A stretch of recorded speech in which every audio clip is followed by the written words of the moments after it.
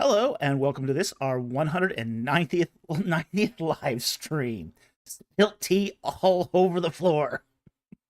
And Merry Christmas also. This is, of course, our last live stream before the Christmas festivities begin. We want to wish you all a very Merry Christmas. We hope you eat lots of turkey, give lots of great gifts to other people, maybe a few for yourself too. You know, that can happen. That can happen. You can give yourself a Christmas gift. Anyway, we want to thank you that you joined us tonight for our weekly live stream where we take your questions on ancient Egypt and the Bible. Okay, not too much in the way of channel business today, fortunately. So we'll just start with the rules and we'll get to it. So, as you all know, super chats have priority. This should come as a no surprise to anyone. But we do take non-super chats also. If it's a non-super chat, it has to start with a Q and a colon. If it doesn't, I assume it's not directed to me and we don't see it. It doesn't exist. Okay? Only post your non-super chats once. Question spamming is not permitted. And it'll result in your question being disqualified for the night if you question spam. So just keep that in mind.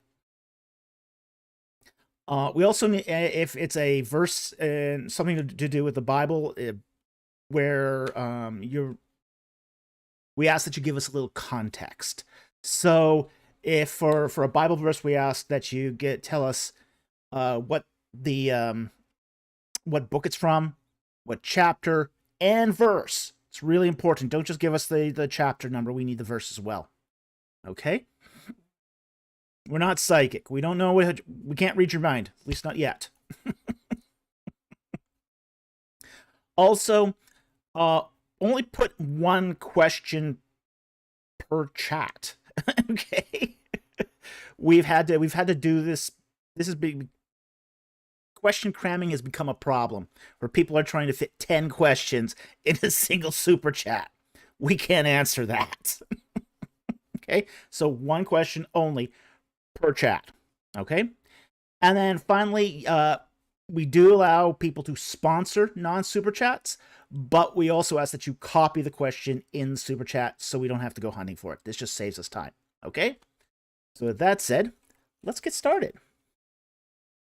And the first question of the night comes from... Does David mean one question? One question per post, Harry. Yeah. Yeah, it's one question per post. Okay? What we were getting was people putting in 10 like really compact questions into a single super chat, and there's just no way we can answer that in any meaningful way.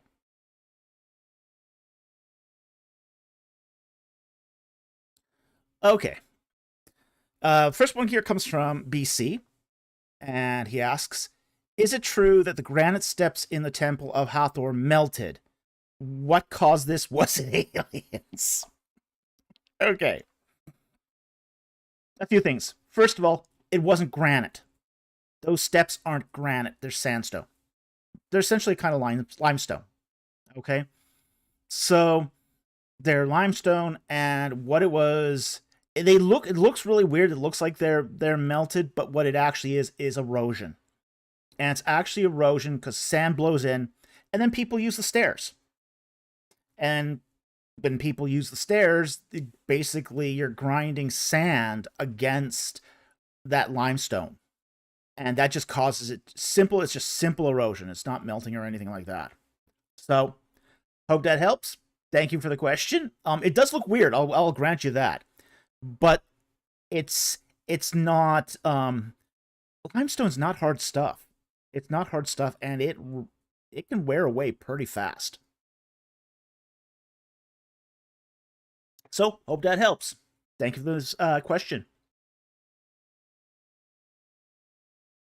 The second non-super chat here comes from Vish, and he asks an ethical question. Is it wrong for Christians to amass wealth, spend it on luxury, live in mansions, etc.? if some wealth is used for advancing God's kingdom. So essentially the question is, if you're using it for God's kingdom, can you also amass wealth for other reasons? For example, Abraham's wealthy, but he still served God. Okay.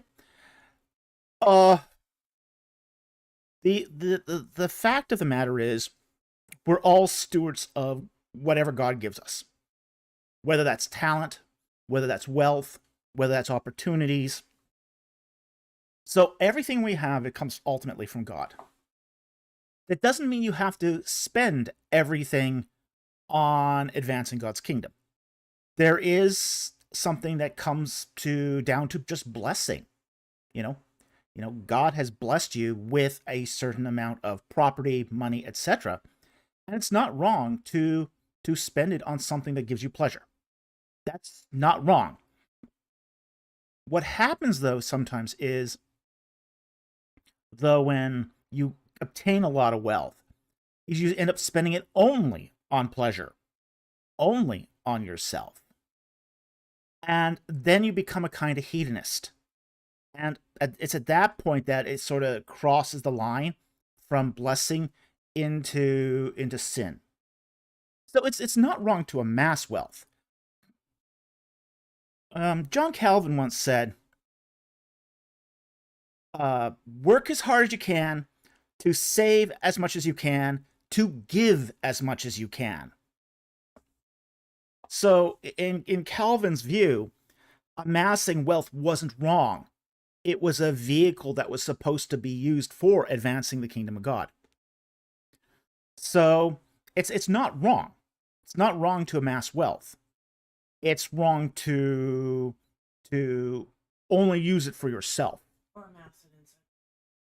Or amass it in such a function that is unethical. Okay? There is unethical ways to amass wealth. So as long as you're aware of that, there's nothing wrong with say, buying a nice car. If you happen to like cars and you have a lot of wealth and you're giving to your church and to ministry, there's nothing wrong with you buying a nice car. Absolutely nothing wrong with it at all. Okay? So, I hope that helps. Thank you for the question. Very much appreciated. The third non-super chat here is Cyber123. How do you reconcile the late date of the Exodus with Acts 13:20? Have a nice day. Thank you for your job. Well, you're most welcome. Let's pull up our Bible here and let's go to Acts. Go. There it is. Gotta resize it.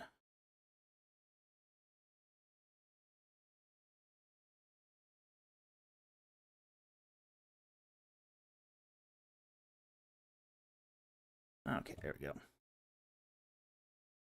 And we're going to go here to Acts.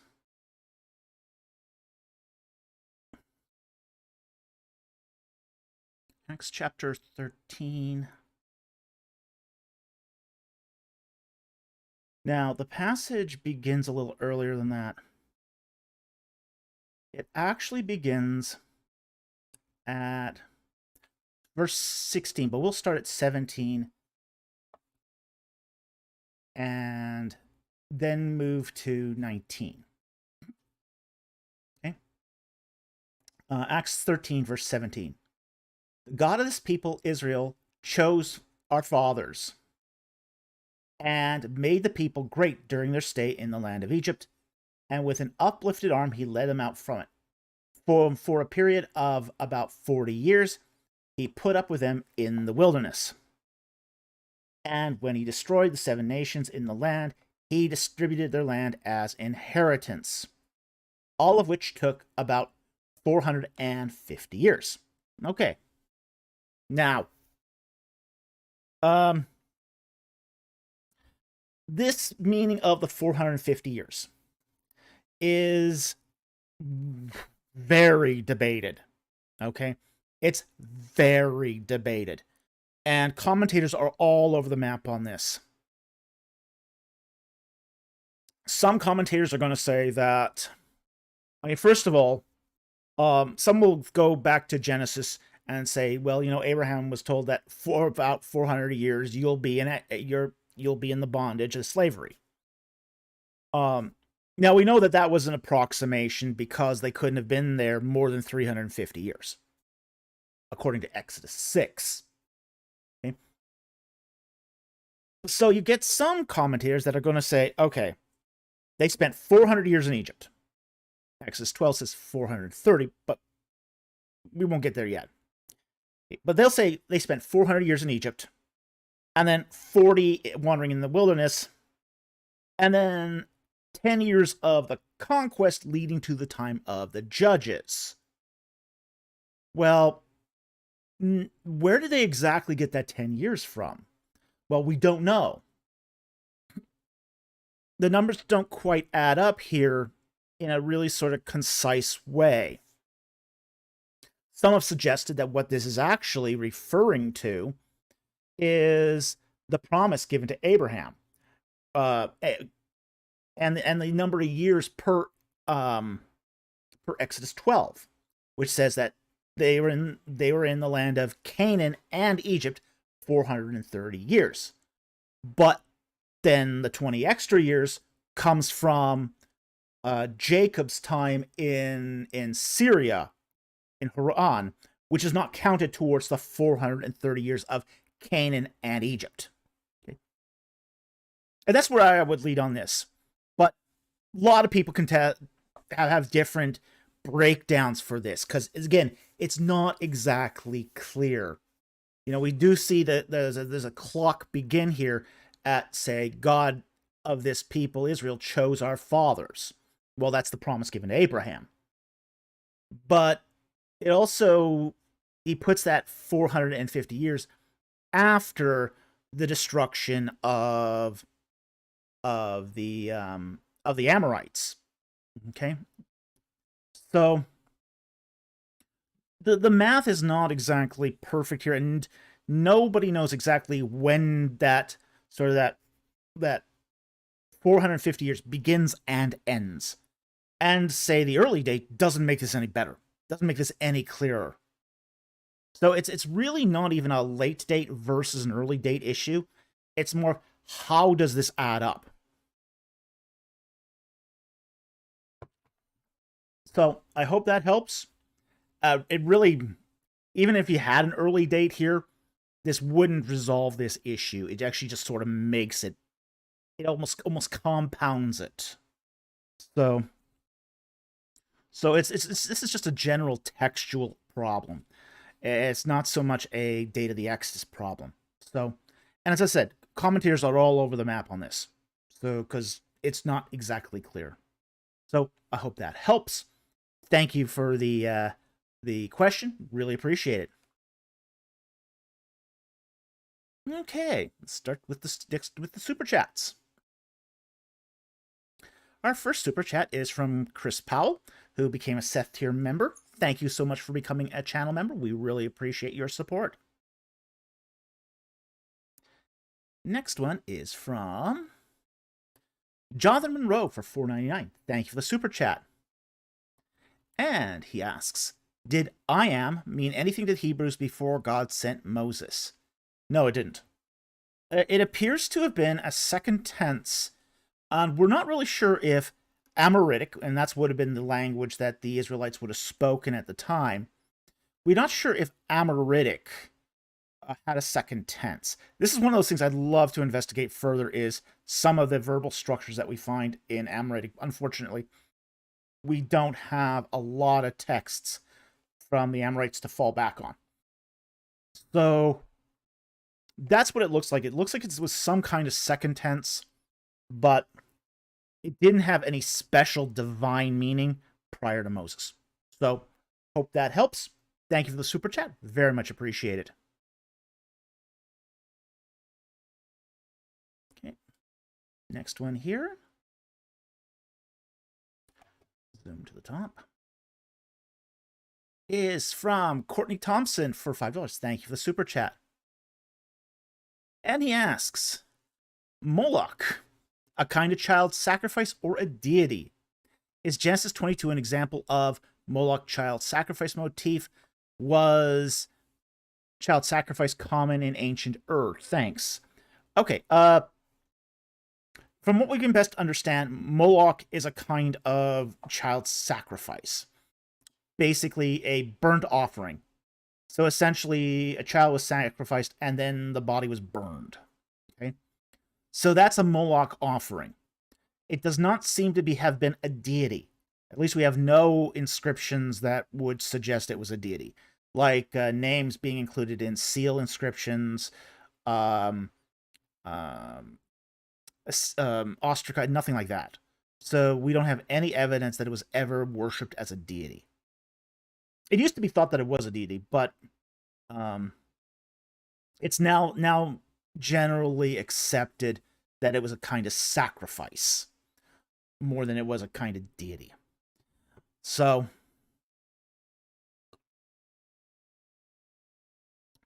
I hope that helps. Thank you very much for the super chat. Very much appreciate. Oh, the second half of the question here. Was child sacrifice common in ancient Ur? It had been outlawed, but it's possible that it was. We haven't found any Tophets in Mesopotamia. A Tophet is a place where child sacrifice is performed. Okay. There was a Tophet found at Carthage, and there's believed to have been a few Tophets in Canaan. But as far as we know, we don't have any evidence of Tophets in Ur. There is evidence of human sacrifice in Ur. Okay. Especially when around the royal tombs. The royal tombs, there was apparently servants that were sacrificed around those royal tombs during the Earth 3 period. But that's sort of the limit to human sacrifice. It appears in Ur. Okay, so I hope that helped. Thank you very much for the super chat. Very much appreciated. And I should specify, this is Ur of Sumer, not the other Urs. There's lots of other Urs.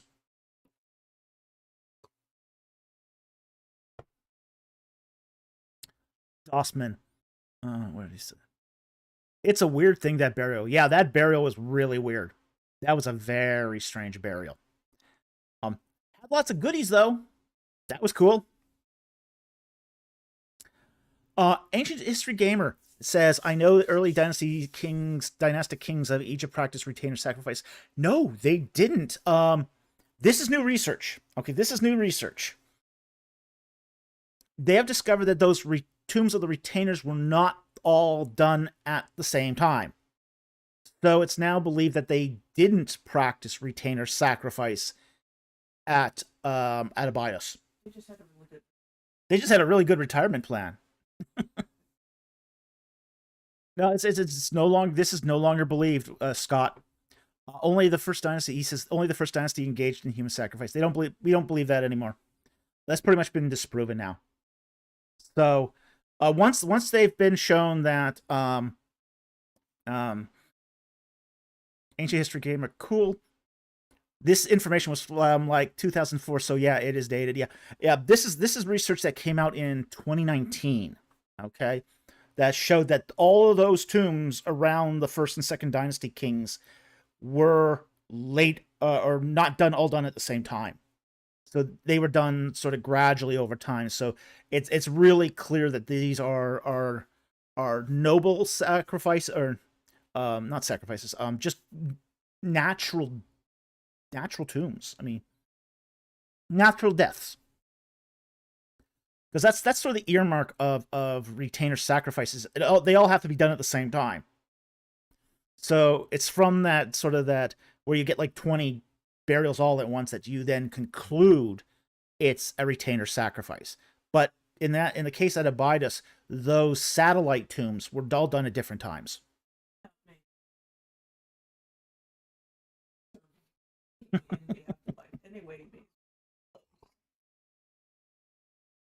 Scott Worthen says, definitely update the wiki page, please.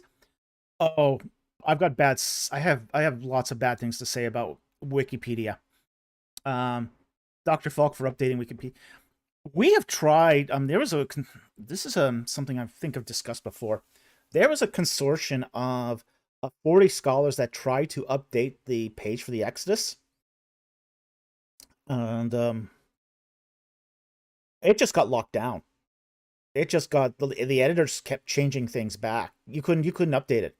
They locked the page, and just wouldn't. It would have been so much trouble to try to update that page. Wikipedia is a cesspool of bad knowledge. It's squatters' knowledge. It's squatters' knowledge. Whoever gets there first basically wins the race to control the discourse. So it's not a good source, and people should really stop using Wikipedia. It's useful if you have no clue. Look down. Yeah, it is useful for that. It is useful as a start, but don't stop with Wikipedia. Yeah, and don't trust the information on Wikipedia. It might be a good place to get like secondary references. Okay, like go down to the references section, start reading the books. Don't trust the Wikipedia page. It's not good. It's not current, and it's edited by people like Tennis Lover 3456. You know, they're not subject matter experts. Nobody on Wikipedia is a subject matter expert for the most part. Yeah, and they fight the subject matter experts. So please don't use Wikipedia for this stuff. All right.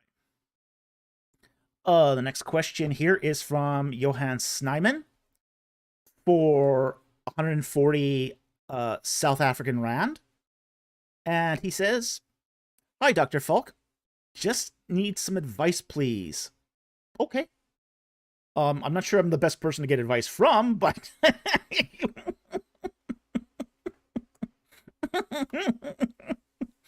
as you can tell from my lovely studio here, but I'll be happy to give you free and give you paid for advice.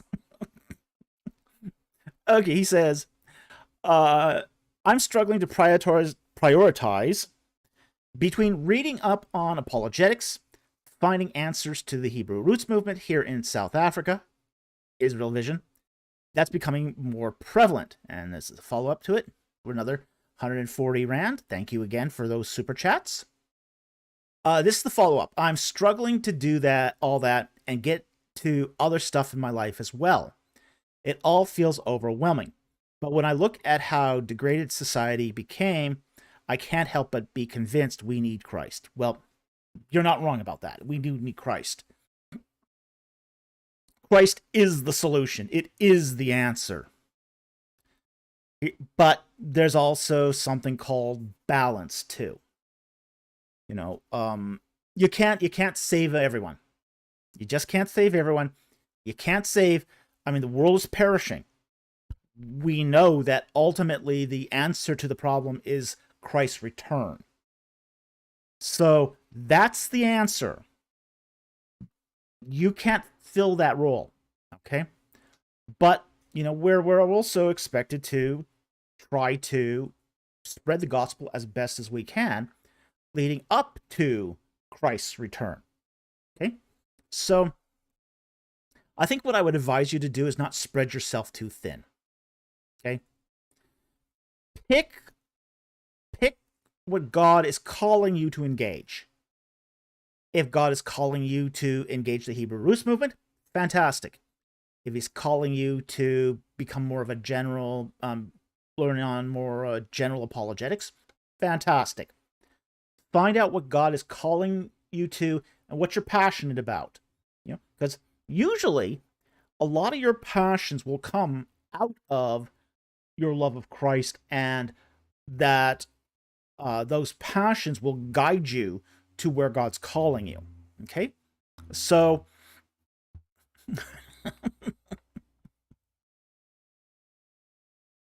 TBD, the responsibility for the whole world isn't on me. Wish someone had said that 10 years ago. Yeah. It can feel that way. It can feel that way, that everything, but then you're going to have to fight another thing, is pride. Well, it's all on me now. I am the savior of the world.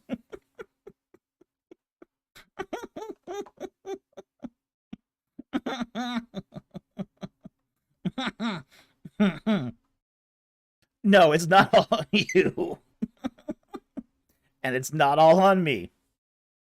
Um but you know, you can have some tendencies that really makes you feel that way sometimes. Like, I mean, if you're a workaholic, you can sometimes feel that if you don't get the work done, it won't get done. Well, you know, it's still going to get done even without you. Just maybe some other way, and at some other time. Mm-hmm. Yeah, I know. I'm the worst hypocrite of this because I'm a workaholic. I'm totally a workaholic. But I love work. I love work. What can I say? Yeah. So you know, find out where God's leading you and do that. Okay, and let God's grace take care of the rest. His grace is sufficient. Okay, so John, Johan, I hope that helps. Thank you very much for the super chats. Very much appreciate them. Dossman asks a member question here. Would you have any good recommendations on books or any other Sumerian Akkadian resources? Also, Merry Christmas. Merry Christmas to you too. Well, get yourself some good. I would say get yourself some good. If you're going into Assyriology, get yourself some good language texts. Unigard is great for Akkadian. I'm not sure who to recommend for Sumerian since I never took Sumerian. And you can download most of the, say, the Akkadian dictionary from the University of Chicago now. So you don't even have to buy that set. You can download most of it now. So the Chicago Akkadian dictionary is very good. I mean, it's the standard work, but it's free, and you know, Chicago. That's one of the things I really love about University of Chicago Press, especially in its Near Eastern stuff, is that they will often, after its original publication, they will often distribute it for free as PDFs. And you get those PDFs through the Oriental Institute, or whatever it's called now. I think they call it like the Overseas Institute now, but it used to be called the Oriental Institute. University of Chicago. So I hope that helps. Thank you very much for the super chat, or the member question. Really appreciate it.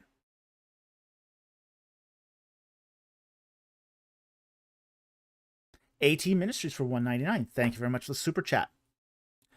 Why would Job be Syrian when he speaks of Yahweh? Because Yahweh worship got around in the Iron Age. It just did get around. During the Iron Age, you start seeing more than just Israelites worship Yahweh. For example, you see some Edomites worshiping Yahweh, and this is recorded in, say, the biblical text. Like, for example, when David has to flee and he goes to the chapel at Hebron, he encounters an Edomite who's lingering around a chapel of Yahweh worshiping there. So other people than the Israelites worshipped Yahweh in the Iron Age. So Job might have come into contact with Yahweh worship through basically people groups who moved around. So it's possible he still could have been Syrian. The whole Mitanni Empire had broken up at the end of the Bronze Age, so at that point you had a lot of people migrating all the way around, including Hurrians. Okay, and Hurrians were what was left of the Mitanni Empire. So Hurrians would have sojourned across Canaan, come in contact with, say, Israelites, and then they could have brought that Yahweh worship back to Syria. So that's generally how it probably would have worked. Is that those migratory Hurrians took that Yahweh worship back with them. Some of them did. Took that Yahweh worship back with them to Syria. So I hope that helps. Thank you very much for the super chat.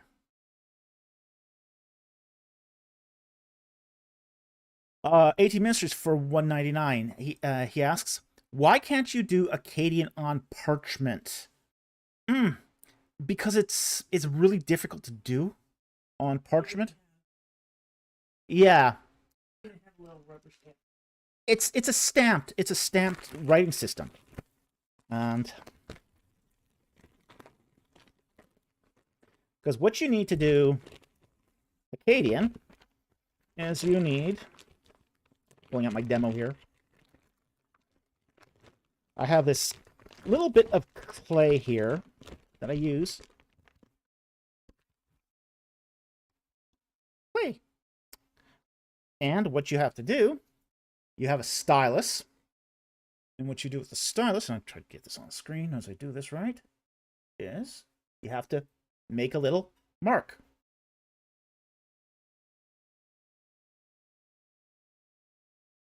As such. Okay. So the way Akkadian is often written is you do need to have varying pressure as you make your strokes. Okay. So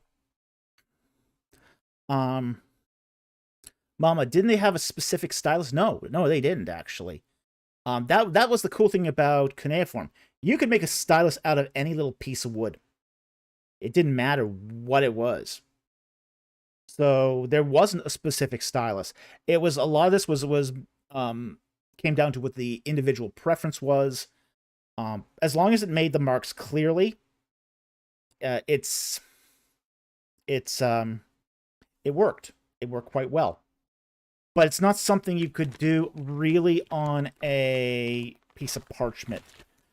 So when it came down to parchment and Akkadian, we don't have many examples, if any of them, just because it's not that kind of language. The way it was written sort of determined what the medium was. Oh, by the way, if you do this, I used like sculptor's clay for this, and I keep it in a plastic bag so it doesn't dry out. So but any old sculpting clay will work for this. I like the brown sculpting clay because it really does look like an Akkadian tablet. Okay.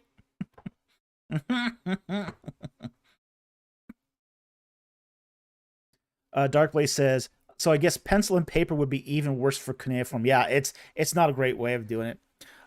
You can make, if you say do use the Neo-Assyrian script, you can do it with pencil and paper. Because the Neo-Assyrian script is more like it's more like tax than Gulf teas. And I'll show you a little example here of this. Okay, just bear with me for a moment as I write this out. Okay, I'm going to write out dinger. So just in the old way.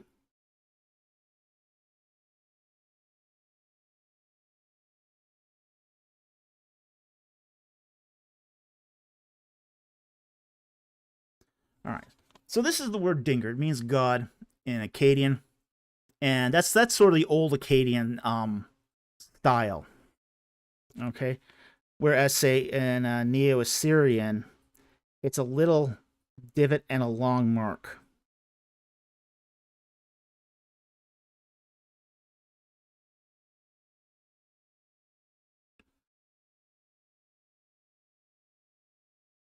So this one he decided here, that would be in the Neo-Assyrian style of cuneiform.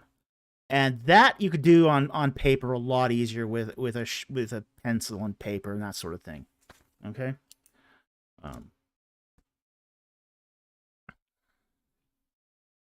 Yeah, Yeah, it looks like uh Gulf teeth. It really does. That's why I like hieroglyphic. It's so much easier to read. Okay. So I hope that answers the question on Akkadian on parchment. You could do Neo-Assyrian Akkadian on parchment. That's possible to do. Uh, it would much more readily take to parchment than say the old Babylonian cuneiform. Okay, so I hope that helps.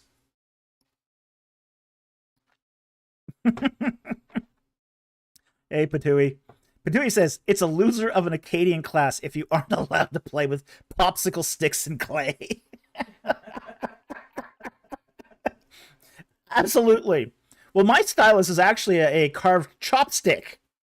Okay, mine's a carved chopstick. So,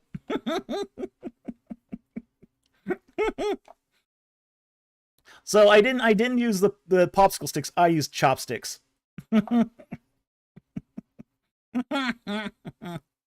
So, yeah, definitely play with the clay. It actually is really helpful, believe it or not. So, thank you very much for that super chat, AT. We'll go on the next one here. Another one from AT for 199. Thank you for the super chat. Exodus 16:3. Did slaves actually eat that well? No. But we'll show you what. Okay, so let's go to Exodus 16, verse 3. And the sons of Israel said to them, would that we had died by the Lord's hand in the land of Egypt, when we sat by the pots of meat, and we ate bread to the full, for you have brought us to this wilderness to kill this whole assembly with hunger. Okay. Now, they did have bread, and they did have meat, but they were also expected to cultivate this themselves. Okay, because again, what we're talking about here with the Israelites is state-owned slavery, not chattel slavery. Okay, so this is not chattel slavery. They had to. The Israelites were given a quota. They were given a work quota that the men had to complete. While the men were completing the quota, the women were tending the sheep and doing the work in the fields. Okay, so they were doing agricultural labor while the men were making mud bricks. And they would eat, basically, they might have the typical Israelite household prior to the Exodus might have had a few sheep, or goats. So it'd be sheep or goats that they would have, and that's what they would have mostly been eating while in Egypt. They could trade some of that for vegetables, because Egypt did have vegetables that was imported by boat to Avaris. So there was some exchange of goods, but that's on the excess of the family labor. So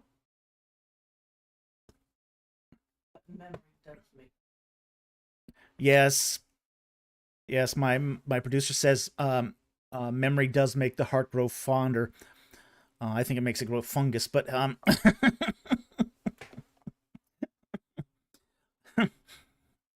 time makes the heart grow fungus. Yeah, so they did eat the products of agricultural goods while they were in Egypt. There's no doubt about it. They would have eaten leeks. They would have had access to garlic. They would have had access to some spices.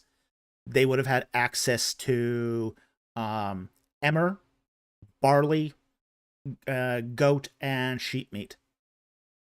So it wasn't uncompletely true what they were saying. Okay?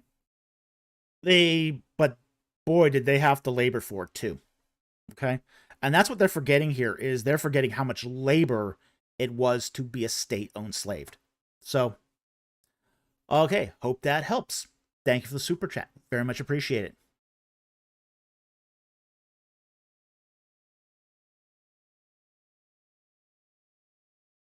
All right, next one here is from AT Ministries. Thank you very much for the super chat. Why not stream Indiana Jones like Assassin's Creed? Well, you know, um, that you were the one that sponsored that Assassin's Creed thing. I would not have done it voluntarily. And if someone wants to sponsor it at our going consulting rates, yeah, sure, okay. But it really surprised me how I became some people's top gaming streamer this year. Having only done one game briefly, I became many people's top gaming streamer.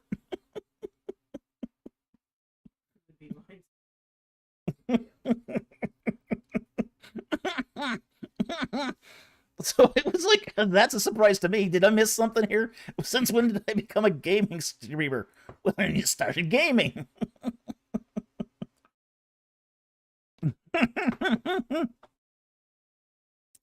Yeah, so it would have to be something that would sort of, I would have to do in lieu of something else. So it's not a sort of content I would do voluntarily, because it's just, as I said, it's not a particularly good use of my time. So it would have to be done at consulting rate fees, okay? So, because I got so much other stuff I need to do. So, that's the reason I don't do it, okay? So, thank you very much for the super chat. Very much appreciated, but, yeah, it's not likely to happen.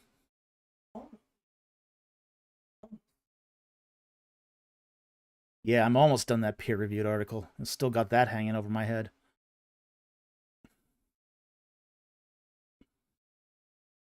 Hey, I'm just considering it a victory that I got the novel out to the beta readers. So, that was a win. If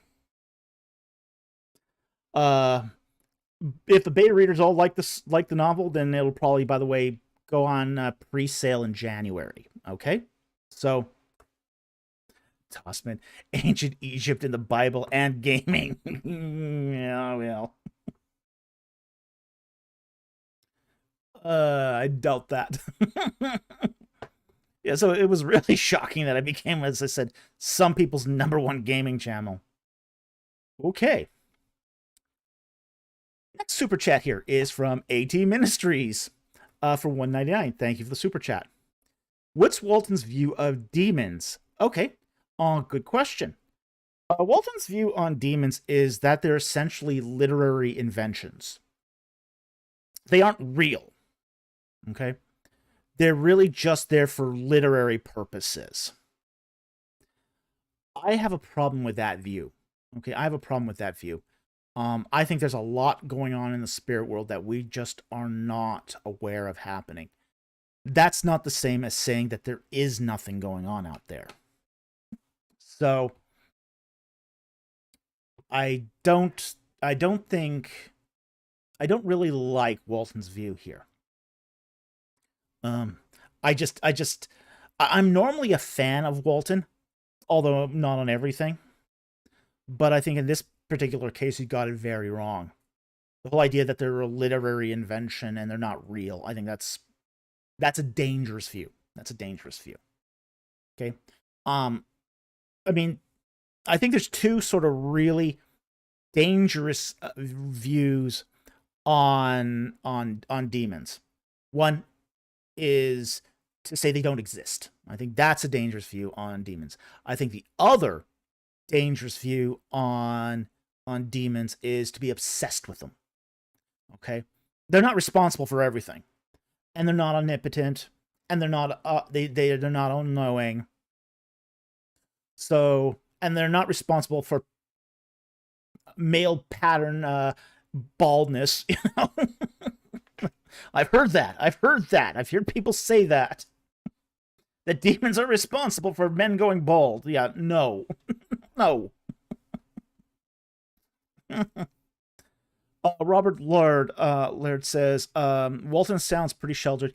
I would say that's probably what's sort of behind it is, I mean, he is pretty sheltered. I mean, let's face it. He's in that Christian bubble. And he's really surrounded himself in that Christian bubble. So I think that sort of shaped his view here. He's never encountered anything supernatural. So he doesn't recognize that there's anything out there. Mama says, agreed. People give demons way too much credit for man's own sins. Absolutely. Absolutely. Men are great sinners all on their own.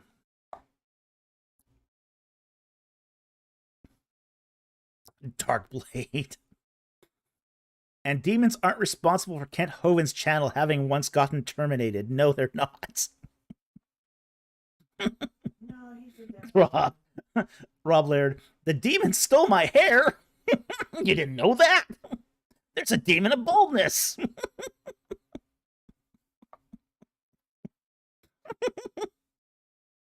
Every so often I have encountered these sort of exorcist manuals that are done by fundamentalist churches.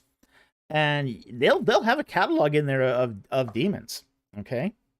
And it was really funny when I saw the one that said, like, demon of baldness. That one was hysterically funny. And Japonis Konrafi, I second the baldness thing. Yeah. So as I said, there's two extremes when dealing with demons. One is to deny that they exist, and the other is to obsess over them and give them credit for things they never did. So I think Walton takes that sort of non-existence position, that they're just literary devices and nothing more. So I think that's deeply problematic. Okay. Mama says, I don't think demons are capable of genetic manipulation. I don't think so either. So.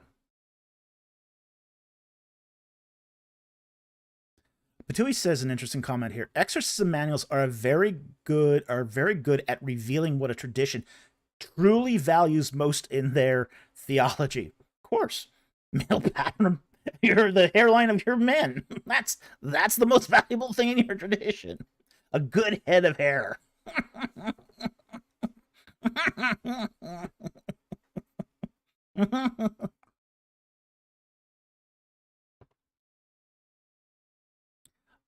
Jimmy the Jew from Philly asks me, do you believe in exorcisms? I used to, but more I see people role-playing that type of scene, I change my mind. I think it's all fake. I think that exorcisms are a thing. I think they can be effective.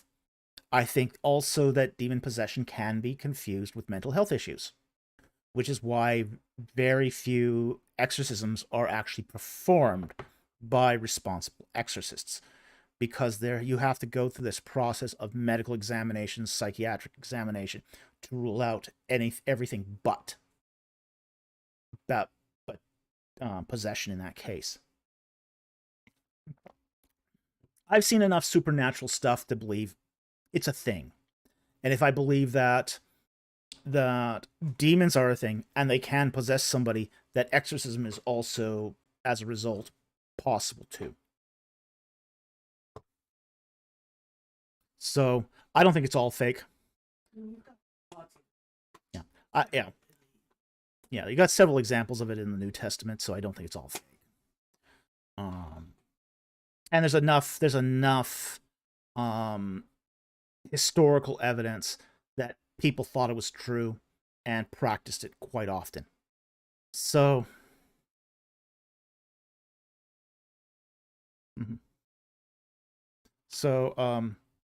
yeah, I think exorcisms are a thing.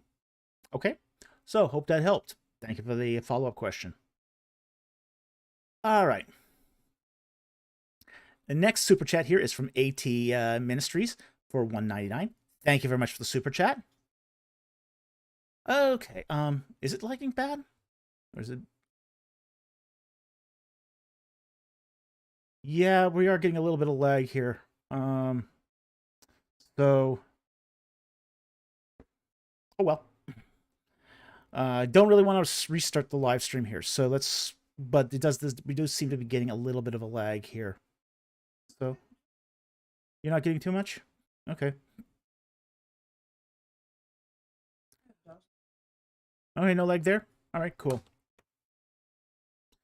Okay. 80 Ministries for $1.99 says, I watched a lot of your vids. Am I an Egyptologist? Could be.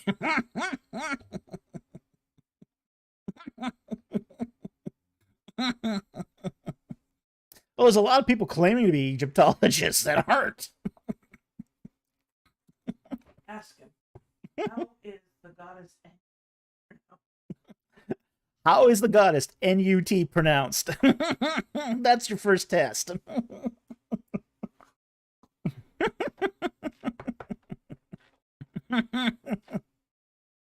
Is it nut or newt?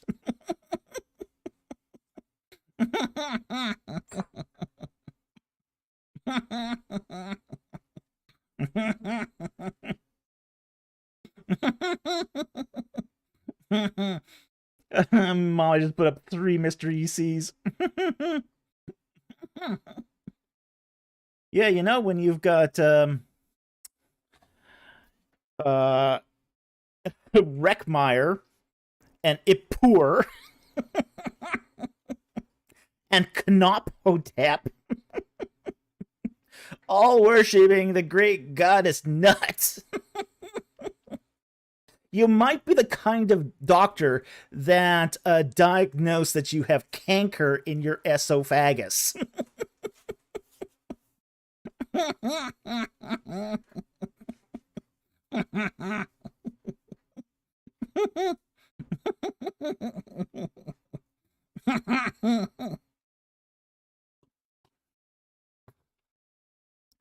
Yeah, just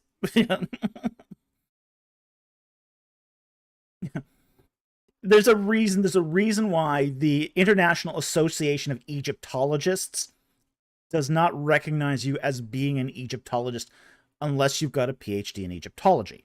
There's a reason. Okay? We're not trying to be evil people here or gatekeep, okay? But there's a reason why the terminal degree is required to be an Egyptologist. Yeah, Harry Stark had said, since it's not a title, you cannot call yourself. Well, it's okay. Where does he say that?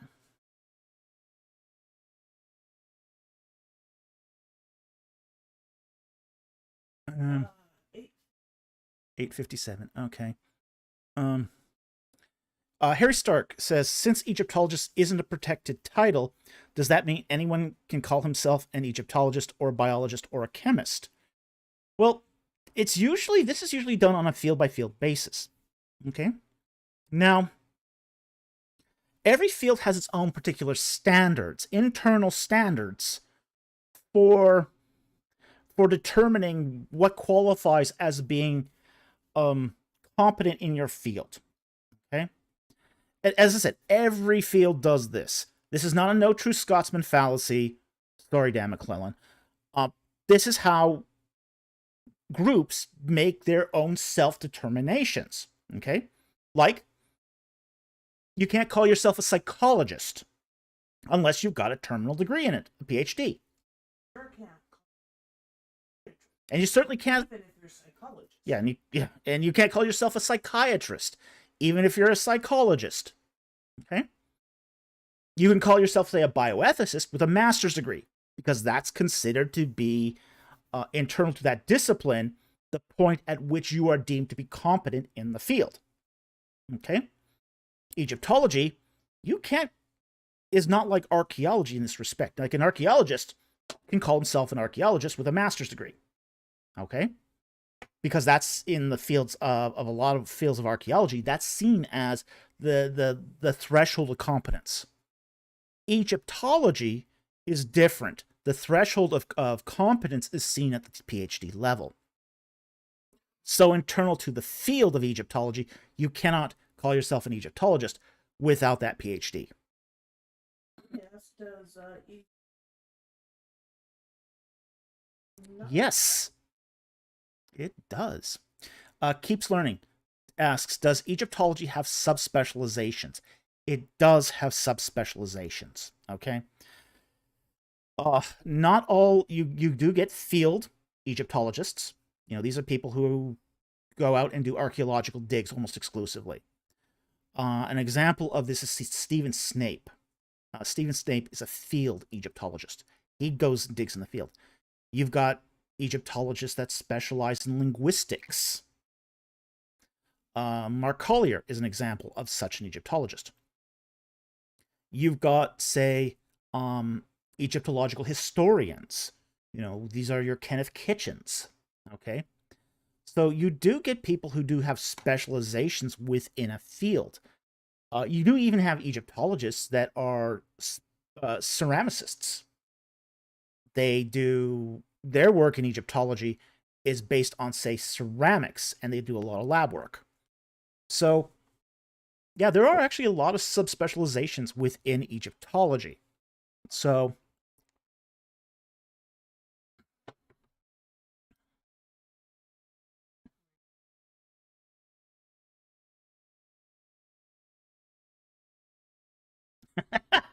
Jack Ray says, get an Egyptology degree certificate from Billy Carson. Ooh, ouch, ouch, ooh, not a good look either. Not a good look either. Okay. So, in terms of the field of Egyptology, no, you can't get call yourself an Egyptologist after watching a few vids. Okay. You actually can't even call yourself an Egyptologist after earning a master's degree or 10 master's degrees in Egyptology. So that's not considered to be the level of the threshold of competence. So unfortunately, or fortunately, it does keep out a lot of people from doing work in the field. And in some cases, it should have. Like, you get David Roll, who calls himself an Egyptologist, and he's not, because he doesn't have a terminal degree in the field. So,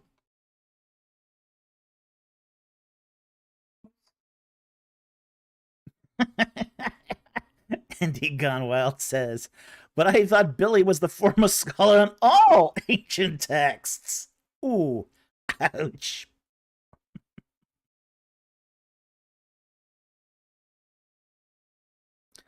Do you know what Toby Wilkinson specializes in? I think he specializes. Let me just look it up because there's a whole clan of Wilkinsons in Egyptology. There's a lot of Wilkinsons. I mean, there's like 3 or 4 generations of Wilkinsons in Egyptology. It's one of the sort of the big families of Egyptology.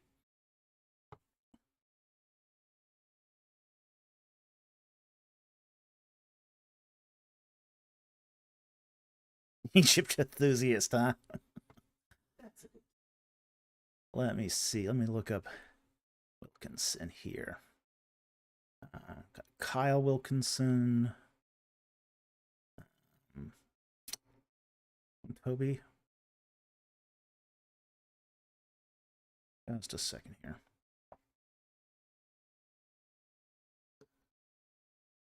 Okay, that's Richard Wilkinson.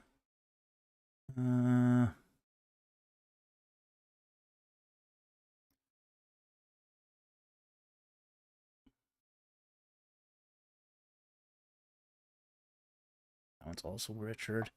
I'd have to probably look it up. There's some customs.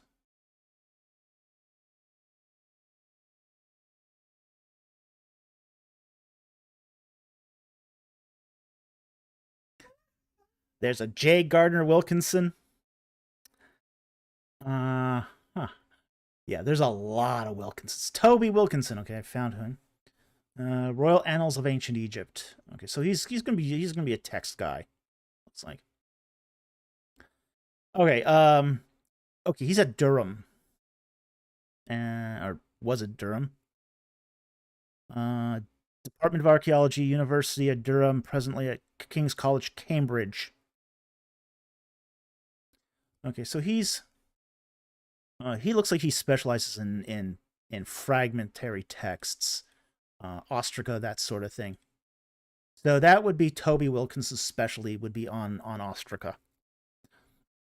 So, yeah, the hard part is finding which Wilkinson it is.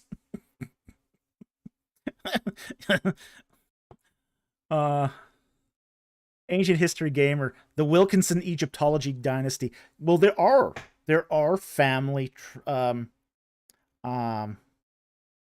families that have been in, say, Egyptology for 3 or 4 generations. And Wilkinson is one of those dynasties. Wegner is another one.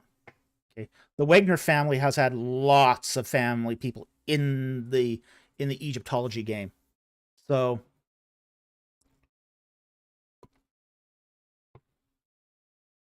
okay. So hope that answers your question. Thank you for the follow-up here.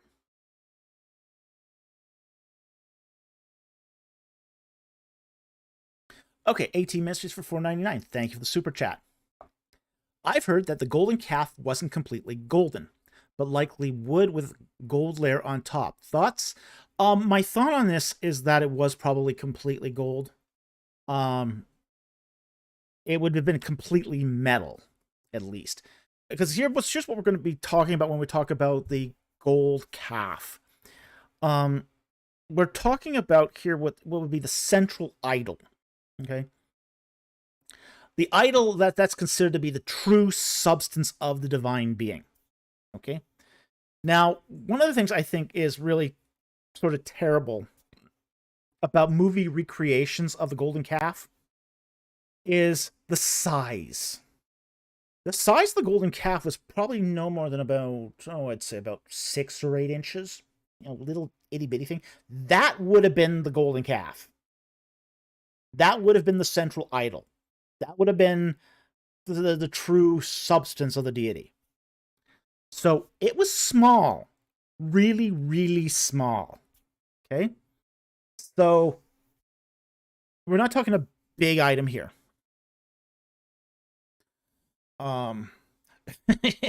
What? You mean it isn't 6 feet long? No. No, it wasn't. I mean, even the ones that are shown on the TV, you know, being like 2 feet long. No, it's not that either. That's too big. Mama, you mean a woman could hide under it? Cecil B. Mill lied? No, a woman could not hide under the How much gold they would have had to make a 6-foot idol. Well, we have to understand too that this is the gold that's sort of been left over. Okay, this is the gold that after, because the Israelites had gone through several periods of donations already to build the tabernacle. Okay, so this is the gold that's left over after all those donations. So, like mule train. Yeah, mule train of people donating their earrings. Boxes and boxes. Yeah. You really want to cart around the desert with you. Patui says something that could have been put atop a 4-horned altar, not the actual size of a 3-ton 4-horned altar.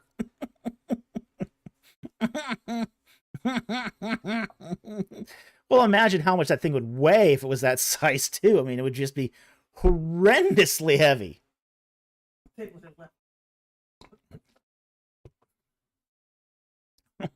Nathan Yadone, not 6 feet with the sacrificial virgin being danced under it like an ominous deity staring down in approval. What? No. No.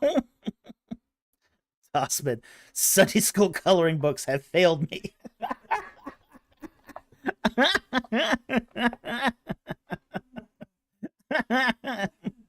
Aw, shucks. Aw, shucks.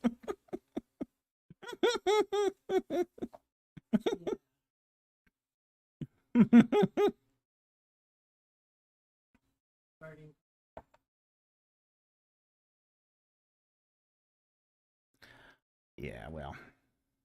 Harry says, I'm surprised how Carson went this far without anyone calling him out. Oh, Michael Jones has been calling him out for years. He's been called out many, many, many times. Just people don't listen. People would rather have their ears tickled. So, it was only because of this spectacular debate fail that people paid attention to the people calling him out. Oh, he's been called out for years on this stuff. Years. So it's not like he got a free pass until now, but like a lot of things, people gave Carson a free pass because they weren't paying attention to what other people were saying.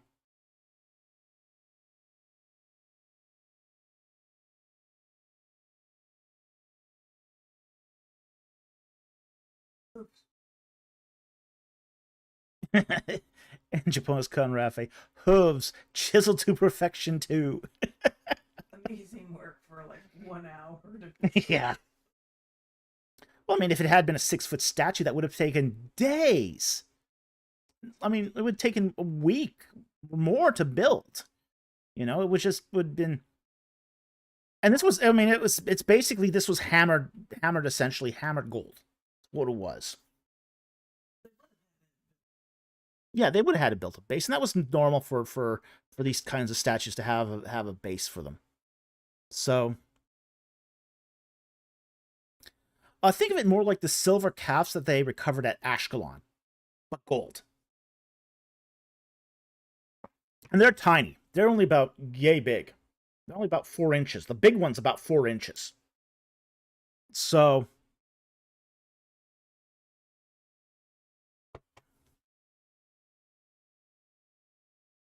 Harry Stark asks, what antivirus program does the Falk family use? Windows Defender. It's all you really need these days.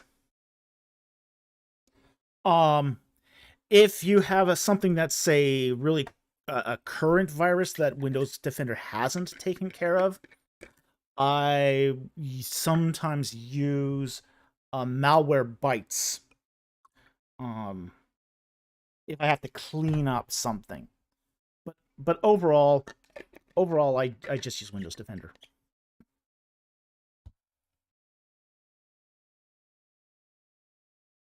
Most of antivirus programs today are a scam. They are the virus.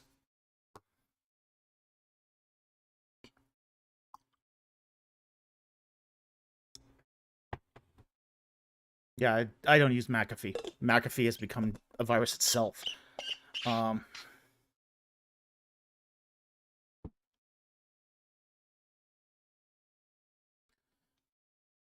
it's called Rogue Antivirus. Yeah, exactly. Okay. So, it's not gold over wood. Okay, it's probably pure gold. AT Ministries. Is carpenter the best translation for Jesus' occupation? I heard that it means craftsman, and that it's more likely that he actually was a stonemason based on the location. Okay. Well, thank you for the super chat. The word here is tekton, okay? And it's only found in one place in the Bible. It's found in Mark 6:3. Mark chapter 6, verse 3. All right, and it says, is this not the carpenter, this is that word, tekton, the son of Mary, and the brother of James and Joseph, Joseph and Judas and Simon, are not his sisters here with us? And they took offense at him. Okay, now, this word, tekton, can mean a carpenter. It can also mean a general woodworker. Okay? More broadly, it can mean a builder. Now, there's some extended contexts where it can mean masons, sculptors, and smiths, but that's not the general meaning of the term. The general meaning of the term is somebody who works wood. Okay? Now, there have been some guys like Hawley and Sanders who basically said, because of the location near the construction activities of Sepphoris, that tekton here should mean a stonemason. Okay? But that's an inference. That's an inference that's not exactly historical. Halot Bagda basically defines this as as I said, a carpenter, a woodworker, or a builder. Okay, so I think in this case, carpenter is a fine translation. It may not be the perfect translation, because one of the things is carpenters did all sorts of things with wood. Okay, carpenters back then were not just, say, specialists in finishing homes as such. They did other things too. They made furniture. They made a lot of agricultural implements like plows. Okay. Yeah, they're basically handymen. They were handyman and builders, but they're builders that specialized in wood. Patui says, I think most who say not carpenter get there by Moulton Milligan's Dictionary of Literary Papyri, which is getting to be very old. Yeah, I think so too. I think that's part of it too.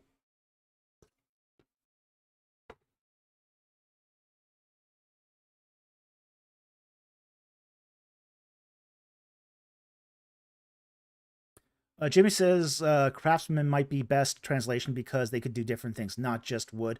They were highly skilled laborers. They were highly skilled, yes. But the focus does seem to be on wood. So because the focus is on wood, I don't think carpenter's a bad translation either. Okay. So thank you for the super chat. Very much appreciated, and I hope it helped.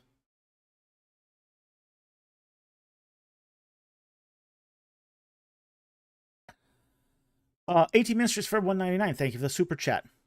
Is Jonah's prayer said while or after he died? While. Let's get to Jonah here. Jonah chapter 2.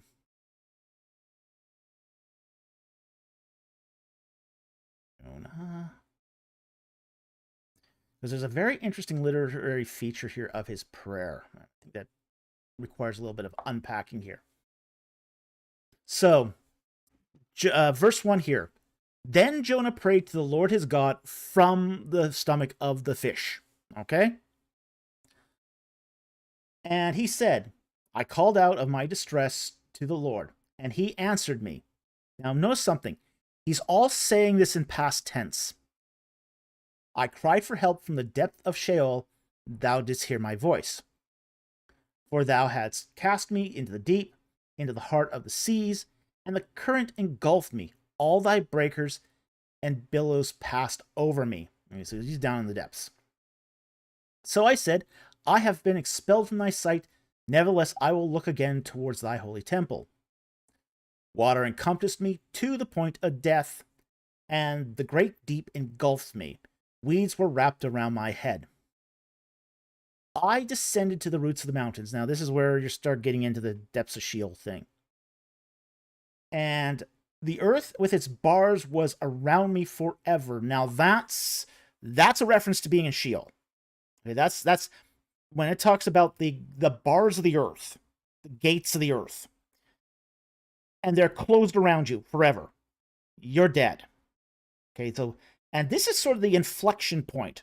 This is the inflection point of the prayer. Everything has been sort of past tense up until this point. And then it starts to change to future tense.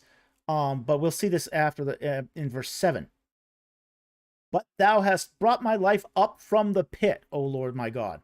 While I was fainting away, I remembered the Lord, and my prayer came to thee into thy holy temple. So now we know that holy temple is the temple of the Lord, the heavenly temple. Those who regard vain idols forsake their faithfulness. And here we get into the future tense. But I will sacrifice to thee with a voice of thanksgiving. That which I have vowed, I will pay. Not have paid, will pay. Salvation is from the Lord. So we see this this prayer being said as he's in the throes of death, as he's in the throes of dying. Now, did he finish it in Sheol? It's hard to say, but most of this prayer was going to be was spoken as he's in the belly of the fish, on the way to the great beyond. Okay. No.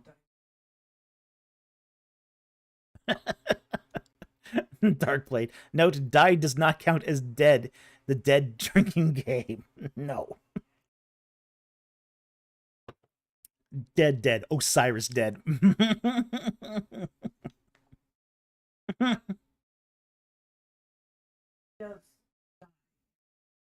Oh, he dies and gets dead in here. Yeah, he's dead in here. I mean, that point comes in verse 6, where the earth with its bars was around me forever. Okay? That's death. Does that mean... Mama says... Milo also asks, does that mean Jonah's caterpillar friend is also dead? Probably.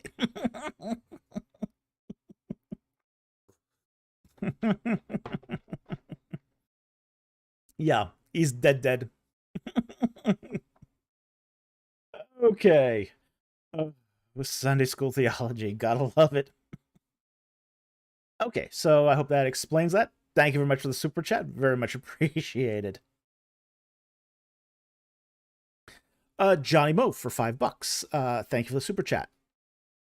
Does 1 Peter 3:18-20 possibly hint the spirits in prison had a chance to trust Christ, especially when considering 1 Peter 4:6? Merry Christmas. Well, Merry Christmas to you too. Let's take a look at the text.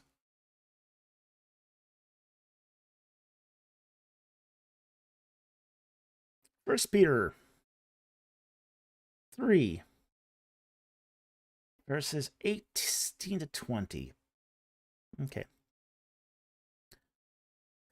For Christ also died for sins once for all, the just for the unjust, in order that he might bring us to God, having been put to death in the flesh, but made alive in the spirit, in which also he went down and made proclamation to the spirits now in prison, who once were disobedient, when the patience of God kept waiting in the days of Noah, during the construction of the ark, in which few, that is, 8 persons, were brought safely through the water. Okay, and then 4:6.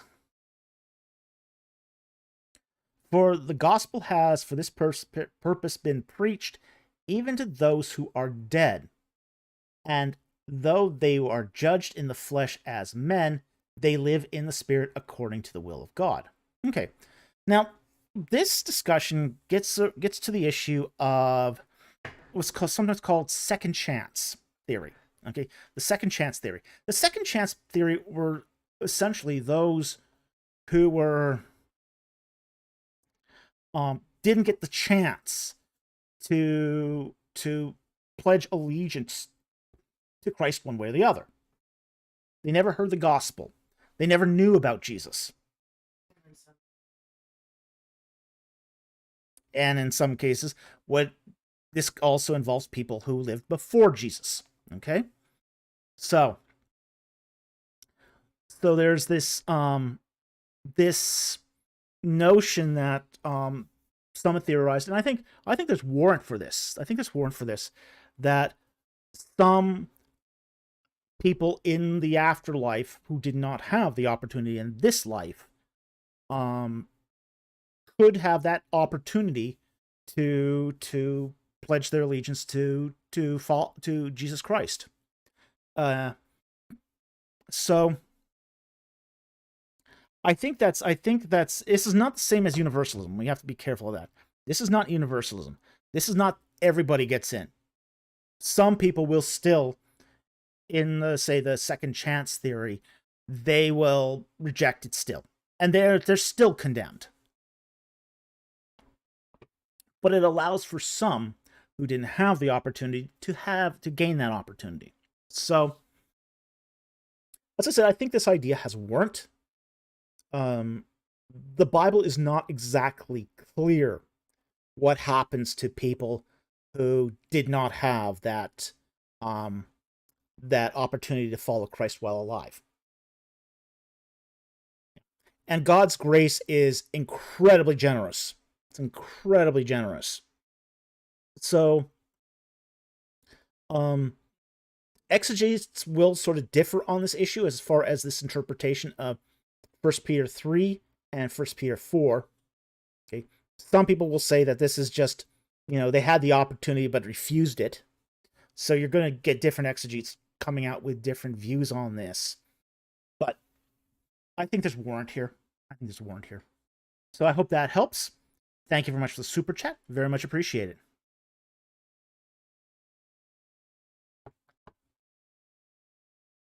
Yeah, Jonathan Walker says, it offers the opportunity to those who would have took it if they had known. Yeah, exactly. Yeah, that's exactly the view there. So it doesn't apply to people who had the opportunity and threw it away. So it's definitely not that. Darkblade. Makes sense that everyone would at least get one chance to play. Yeah. Yeah, it would. So, Jonathan Walker further asks, could this extend to those that didn't know God? Yeah, it could. It could extend to that too. There would be a limit to that, though. Okay? Like, for example, those who didn't know God and chose to worship a different God would not be extended that chance. Like, if they had known about Yahweh and decided to become a dirty ball worshiper, yeah, that opportunity wouldn't be extended, because that was an act of disobedience against God.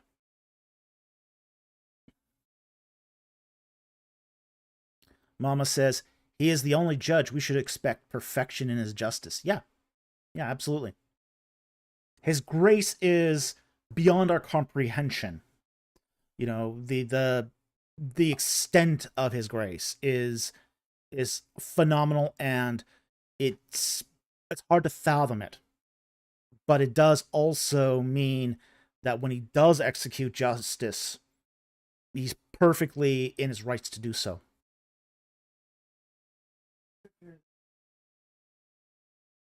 Mm-hmm. Those who follow the law in their hearts without it being. Mm-hmm. Mm-hmm. Those who knew the law, sense the laws in their wanted to. Yeah.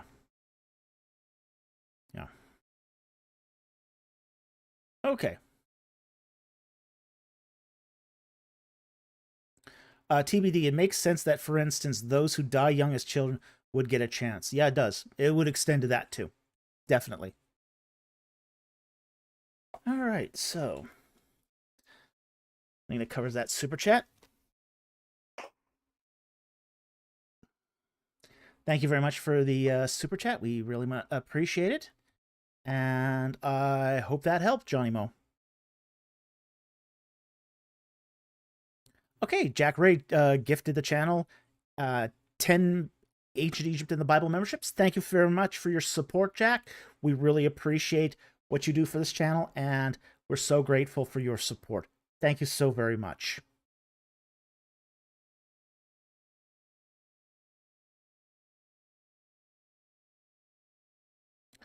All right, Jonathan Walker for $3. Thank you, or $5. Thank you for the super chat. If Genesis 1:1 is a title and separate from verse 2, why does Genesis 1:2 start with a vav? There can be many reasons for that. I understand it's not a consecutive odd or a dependent clause. All right, let's take a look at that.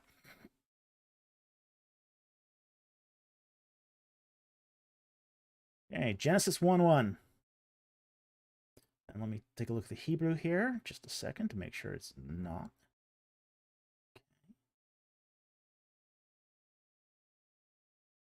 Okay, it's not a dependent clause, so it's a simple vav.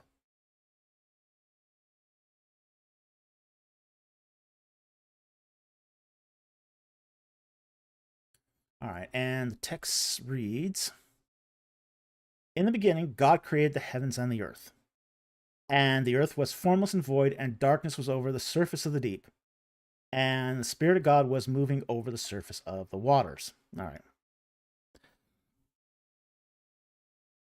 And the question is, if Genesis 1:1 is a title and separate from verse 2, why does Genesis 1:2 start with a vav? There's a couple of reasons why it could start with a vav, even if it is a title. Okay. Now, you don't need a consecutive vav after a title. So it's not a dependent clause, and it is definitely not a consecutive vav. Where we would then, if it was a consecutive vav, you would expect then to be a dependent verse 2 to be a dependent clause of verse 1. Okay. So you almost have to treat this as, because there is no consecutive vav here, you'd almost have to treat this as basically a compound sentence. Okay. Now, what do we mean by compound sentence? Two independent clauses joined together by simple conjunction. Okay. So this would be like he got up in the morning and he went to church. Okay. The two sentences, one is not dependent on the other. You have two independent clauses, and they are connected by a simple conjunction. So Jonathan Walker says most translations replace and with now. And that's perfectly reasonable, because this is a simple conjunction here. In some contexts, it can be also replaced with but. Okay. Like, for example, you could possibly translate this, in the beginning, God created the heavens and the earth, but the earth was formless and void, and darkness was over the face of the deep. You can translate it that way. That is also a perfectly reasonable translation, is to replace the and with but. So now is a perfectly reasonable, and is perfectly reasonable, and so is but. Okay.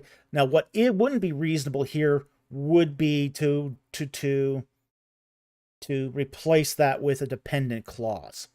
Okay. So you couldn't translate this, in the beginning, God created the heavens and the earth, since or after the earth was formless and void, and darkness was over the face of the deep. Okay. So you can't translate as a dependent clause, but you could definitely do it as, say, a simple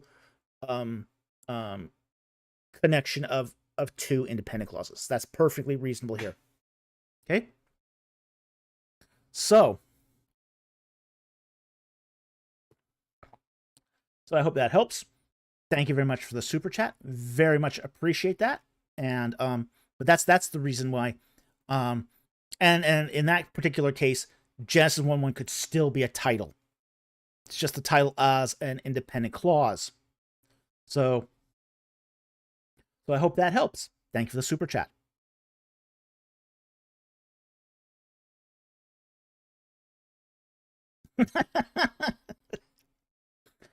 Why isn't Mr. EC really wearing a center?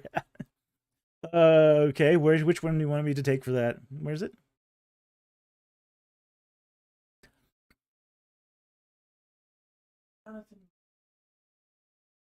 9:32. Jonathan Walker. Why isn't Mr. EC wearing a real Santa hat? Yes, it's just an image that's superimposed over the screen.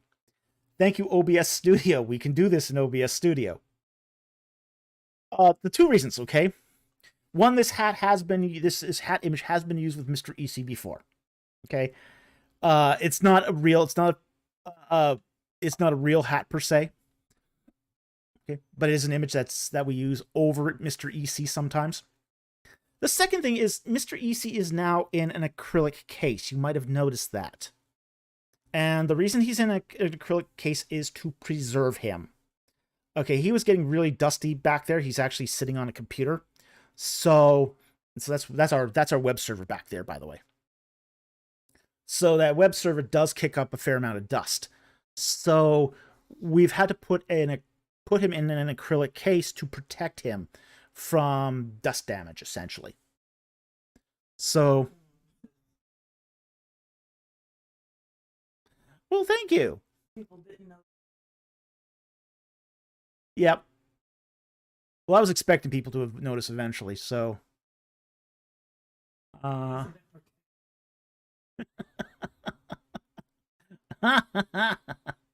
Jonathan Walker says, I will say it looks convincing and brightly colored. I hope it's a little bit festive, too. Okay, I hope it looks a little festive. But yeah, it's superimposed on top of the screen, so... He's in a protection program. With all he's done, yeah, that wouldn't surprise me. He's riding on someone. Yeah, not a real hat. No, not a real hat.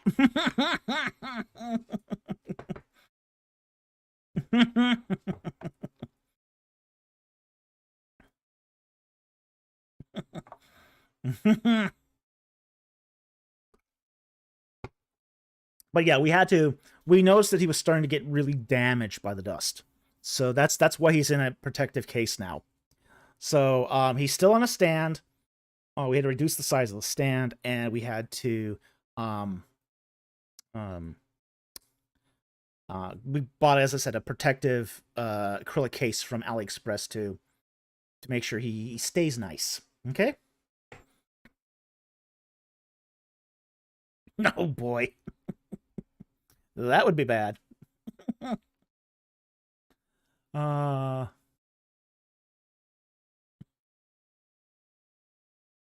Dossman.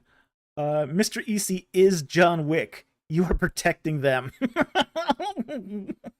Yeah.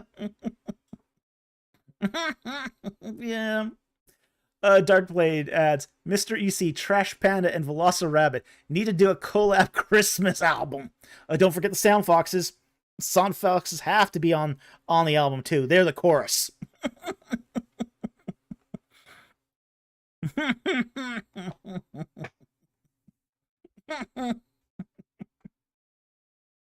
You can't have a Christmas album without the Sound Foxes.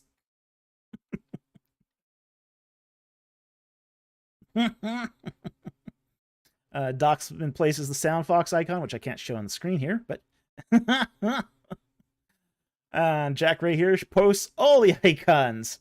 Nice. The Velociraptor, the aliens, the Sound Foxes, Merneath, the Scarab, Rad Dr. Volcanda, Mystery C.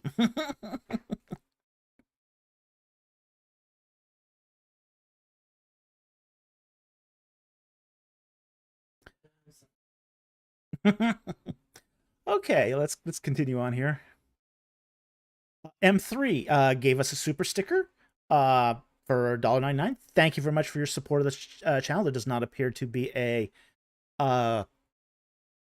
question attached to it, so we appreciate your support of the channel. Thank you so very much. All right, next super chat here is from Jonathan Walker for $5. Thank you for the super chat. And he asks a philosophical question. Could there be other eternal, fundamental concepts that God used to make the universe? For example, numbers, logic, shapes, truth. Yeah, sure they could. I can't see any reason why not. The question is, at that point would be more, not could he have done it, but would he have done it? So, yeah, there's a possibility that other fundamental concepts went into the creation of the universe. Be difficult from our angle here to identify it. I mean, there's things that we can't. I have a really difficult time with. We have difficult times grasping things that are incredibly big or incredibly small. And that's a problem of our perspective. For example, the size of the electron. It's so small that nobody knows how big it is. Nobody knows. Same thing about the universe. It's so big and so vast, it's really hard to grasp its size. We don't have anything bigger to compare it to. So when you've got something, when you're wrestling with say fundamental concepts, foundational concepts that went into the creation, you're almost at that point you're looking at sort of the afterglow of the creation, where you can't really identify those concepts, or at least it becomes very difficult to identify those concepts because they didn't stick because any sort of fundamental concepts get glossed over by the rest of creation as such. It's almost like the creation itself erases part of the fundamental concepts that go into the creation. Let me give you an example of this. The whole idea of nothing. It's very tricky. What is nothing? It's incredibly tricky when you start talking about, say, space is nothing. Because there's lots of stuff in space. We now know this. It used to be thought that a perfect vacuum was possible, that you could have literally nothing between astronomical bodies. Well, that's not true. Okay? It's not true for several reasons.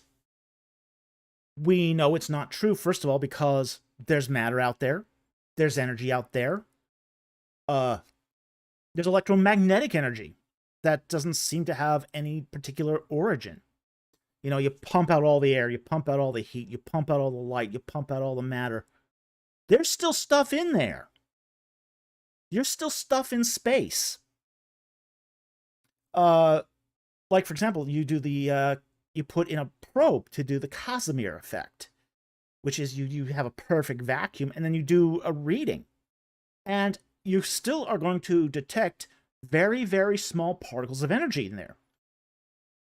Well, just the whole idea that light can travel through space.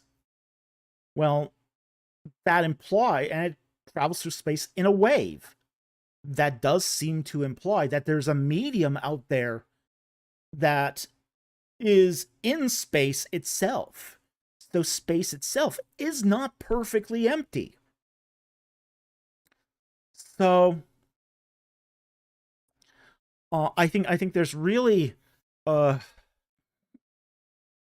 you start getting into stuff like fundamental concepts, you start getting into really sort of deep philosophical ground.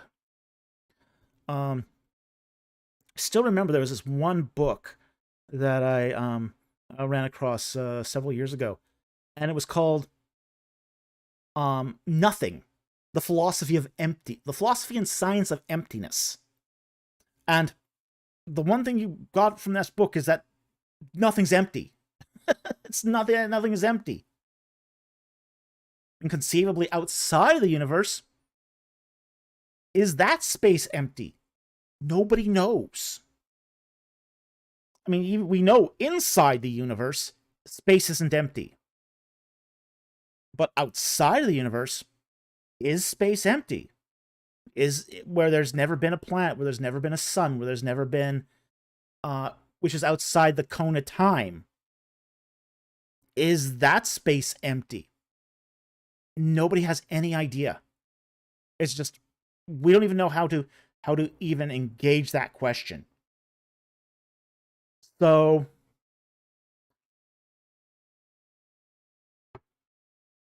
when you deal with, say, fundamental concepts that went into creation, creation in some ways blotted it out. So it's really going to be difficult to say whether or not God did use these.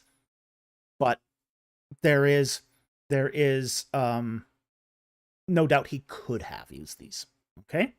So I hope that helps. Thank you very much for the super chat. Very much appreciated. Okay, next one here is from Baron Salvatore for $5. Thank you for the super chat. Last live stream, you mentioned modern biblical illiteracy. Was the average 1700s person more knowledgeable than today's pew? Yes. Yes, it was. 1700s, you actually had a fair bit of biblical literacy. Okay? And you had it at all levels. Okay? You had it at the pew level. I mean, there were people, you're especially following the printing press. There was a lot of biblical literature that was written for the layperson. And there were these sort of tracts. And that's the best way to say it. Tracts. Essentially, small booklets of 20 to 60 pages that were written on theology. And they had all sorts of different subjects. One book writer said, scholar on books said between 1600 and 1700, there were 21 million publications created for personal theological reflection. Now, almost none of those exist today. Almost none of those tracts exist. Why? People read them, and read them till they fell apart. And once they fell apart, they were used as fire kindling. Okay? So there was a huge amount of material that was published in that period. Huge amount. Now, one of the interesting things is, people then ask the question, well, how did the writings of Voltaire survive when all these tracts didn't? It's a great question. And the reason why was these books by these French philosophes were fancy bound, put on a shelf, and nobody read them. In many ways, what we inherited from the 18th century was the result of stuff people didn't read. The stuff people read fell apart. It fell apart. It went to dust. Dark Blade. So if a book stays intact, that's a bad sign? Yeah, it is kind of. Especially from that period. It meant nobody read it. It was kept in a library, and nobody read it. Jack Ray, the tracks got the greasy fingers and doom all over them. Well, they would read these things like every night. I mean, it was not uncommon for people of that period to have a stack of tracts beside their bed. Like, people would have like a stack of magazines beside their bed. Yeah, exactly. Mama says, just like old paperbacks that have broken spines. Yeah, absolutely. Yeah. And they were cheaply bound. These things were cheaply bound. So they might have a couple stitches in them and held together by glue. That's it. You know, they're the ancestors of the perfect bound books. Okay? Like, for example, here. A stack of laptops. You would, Dossman. I bet you they run DOS too.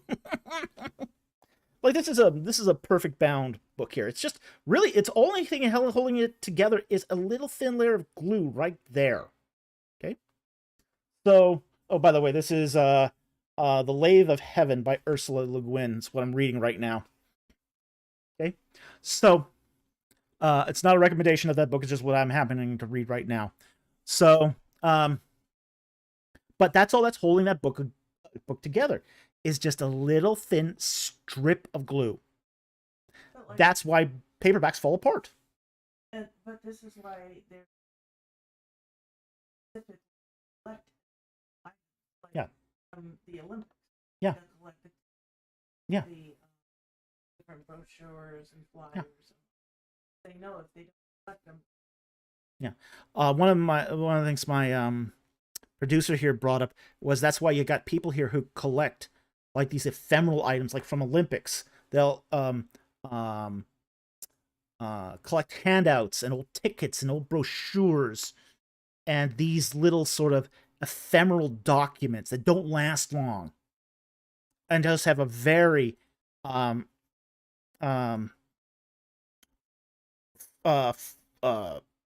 temporary purpose. Okay, because like those brochures, they'll be used and then tossed after the event is over, and that is, people are starting to sense that this is a loss to the history of these events.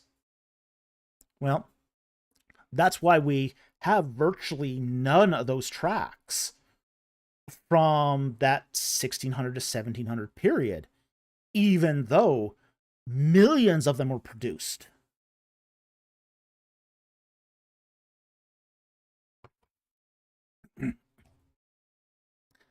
Jimmy the Jew from Philly says, books can be rebound. Yeah, sure, but it's expensive to rebind. So you have to make sure it's worth rebinding. The problem is, if for those tracks, most of those people thought it wasn't worth rebinding. You just bought a different track. Yeah, the preservation of books is a really interesting thing, because most of what was produced never survived because people didn't think it was worth it to preserve it. Or they thought it wasn't worth reading and just happened to become preserved through lack of reading. As I said, that's how we got the philosophes, because people didn't want to read them. So, Chow Yi, like Penny Dreadfuls. Oh yeah, that's another perfect example of it. This is the Penny Dreadfuls. For those of you who don't know, what the Penny Dreadfuls was basically stories that were printed out in serial. So, you'd pay a nickel to get... They were never a penny, by the way. They were a nickel, okay?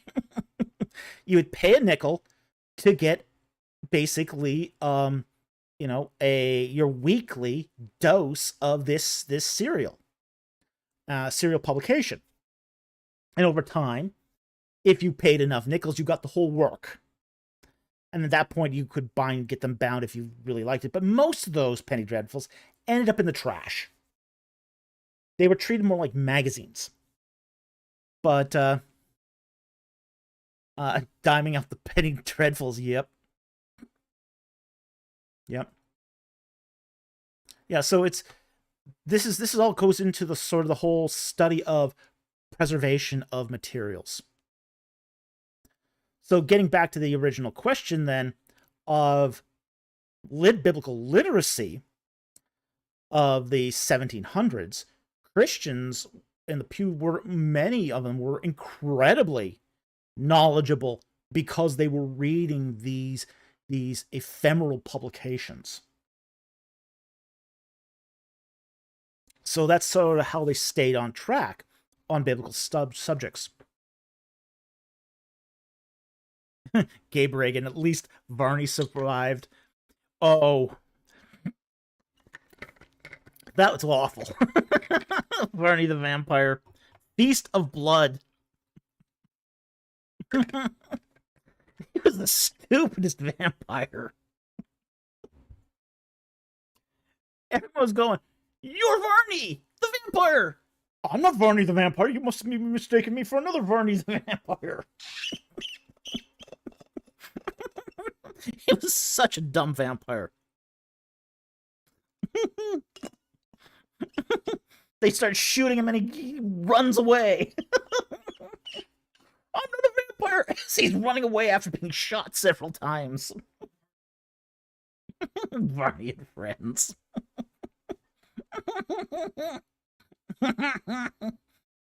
Dossman, best vampire ever.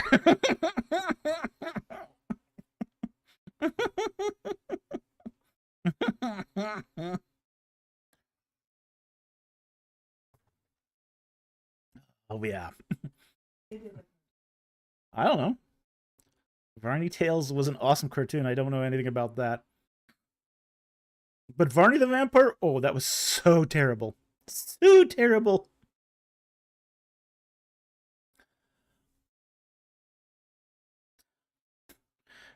Oh, you want to tell her about... Do you want me to tell him about your vote? SlamRN says, so you getting mail again? Yeah, the mail system's come back.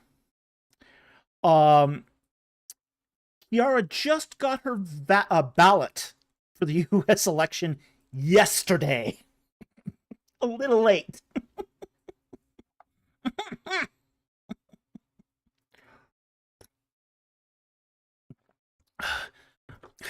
The Canada mail system is such rubbish. It really is rubbish. Even when it works.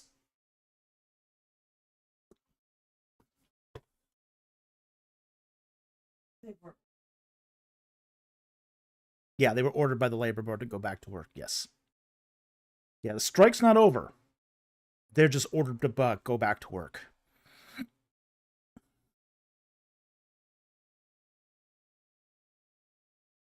And now with Amazon on strike, yeah, people are not getting their Christmas gifts this year.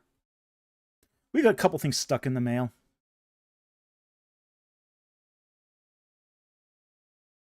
Dossman, yeah. Dossman says, I lose my packages sent to Canada way more than most places, including Mexico. Yeah. Oh, yeah. Well, I mean, I got an email from Lexham Press saying, we noticed you didn't cash your check.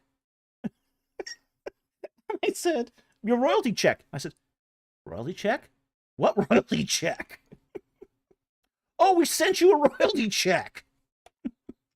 I never got it. Sorry, didn't get it. Yeah. Jack Ray can't add a mail. Yeah. Jack Ray can't add a mail. Yeah. Yeah, I know. Just some check. I mean, I didn't know they sent me a royalty check. They didn't. I mean, once I sent that paper in, I never heard from them again. Oh yeah. Oh yeah. Yeah. Yeah, we sent my dad it was a Father's Day gift, and it was one of those sort of packages of it had a cup in it and some jerky and some cheese. It took a year to arrive. A year. I got it in Father's Day. Yeah. And we're like, we sent that to... Yeah. Gabe Reagan asks, is it theft or incompetence on the part of the mail service? It's generally incompetence. It's not generally theft. H cheese for sure. Yeah, it was very H cheese. You know, the funny thing is he threw out the jerky. He should have kept the jerky. He should have kept the jerky, tossed the cheese, and, you know, the jerky would have been fine. Because, you know, it's jerky. It's pretty much preserved meat forever. But dang.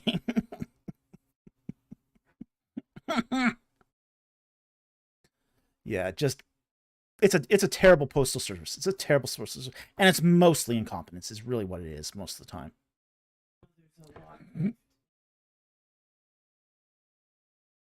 Yeah, there's some countries where theft is common. Theft is not that common in the Canadian postal system, but incompetence is everywhere. It's absolutely everywhere.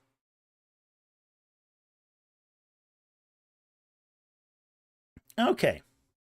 So yeah, the postal system is running. We are supposed to be getting some packages soon. soon.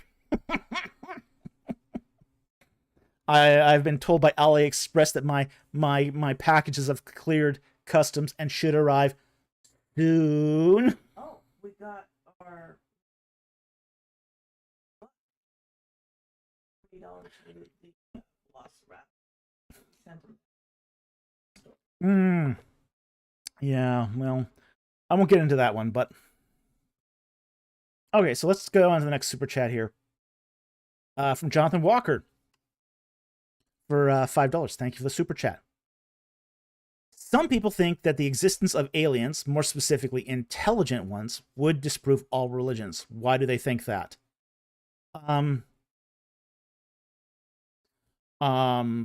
That's a... I think it comes down to the whole idea that because the Bible doesn't talk about aliens, that it must mean that the Bible claims they don't exist. The Bible makes no claims one way or other as to the existence of extraterrestrial life. Doesn't care. It's not part of the scope of the texts. Okay? So frankly, the existence of aliens, even intelligent ones, wouldn't disprove religion either way. It could be that, they had another revelation. Okay, that's specific to them. It could be that they just didn't encounter it. Encounter God. It could be that they didn't fall. Okay, if they didn't fall, they might not have been morally corrupt like human beings. So there's several possibilities out there that could account for the existence of extraterrestrial life that are not inconsistent with the Christian religion and the Christian message. So, but I think it's a parochial understanding of what the Bible is. Again, if you've got that sort of Sunday school theology, that parochial understanding, that narrow point of view, that similarly thinks that the Bible is equally narrow as that point of view, that's why some people will ultimately think that. There was also a lot of works done in the 1960s that tried to equate aliens with demons. What's its name now? Clifford, I can't remember his name. He came up with, he did that sort of theory. Goes in it. The book was entitled "Crash Goes the Chariots." Clifford Wilson. He was a big proponent of the alien demon theory, but I don't think that's really a sustainable theory. At the same time, too, there's a lot of people who sort of hung on to those sort of views. I think even, what was his name now? Hugh Ross is still a proponent of that view of the alien demon theory. But I don't buy that theory. I don't think that's a good or sound theory. But the existence of extraterrestrial life would not disprove religion of any kind. Okay? I mean, you could even have potentially even abandoned alien civilizations, that just turned out like totally non-theist. And even that wouldn't discount the Christian message. It just means they haven't heard it. So I hope that helped. Thank you very much for the super chat. Very much appreciated. So I'm going to take that one, but where was it now? Let's see it. Jack Ray asked a question, I think, earlier.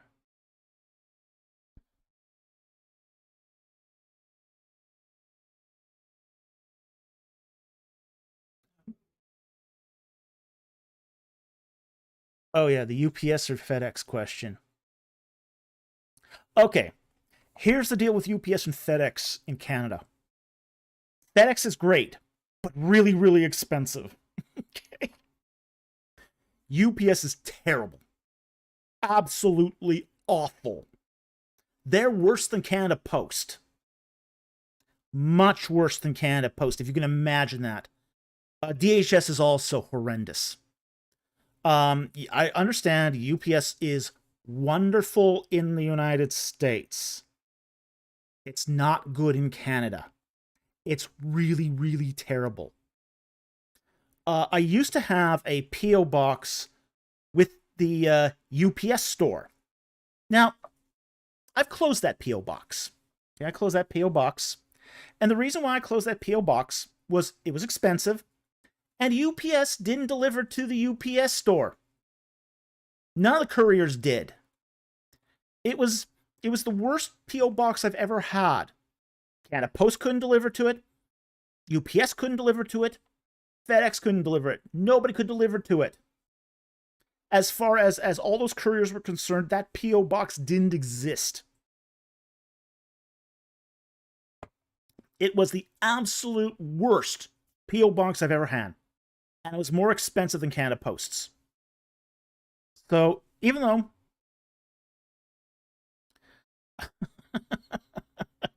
UPS didn't deliver to its own store, sounds downright English. Yep. Yeah, it does, doesn't it? Yeah. I couldn't believe it. I could not believe it. That because I had for the tour of Egypt we're doing, I had the tour group, the company send me flyers to my P.O. box using UPS. And they called like a half dozen times going, "Oh, we can't find this store. We can't find your box." I said, "It's in the UPS store." "Oh, we don't deliver there because it doesn't exist." "What do you mean it doesn't exist? It's got your logo on it."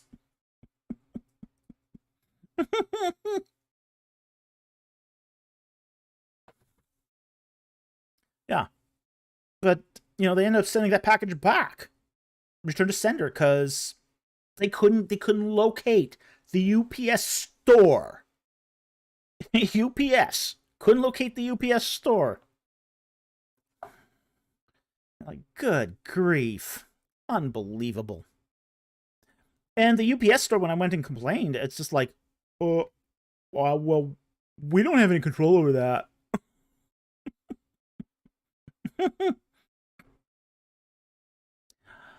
Johnny Walker says, "I finally got my biblically accurate death threat shirt this past Tuesday." I finally got mine this Tuesday too.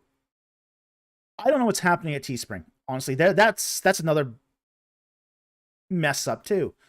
It took them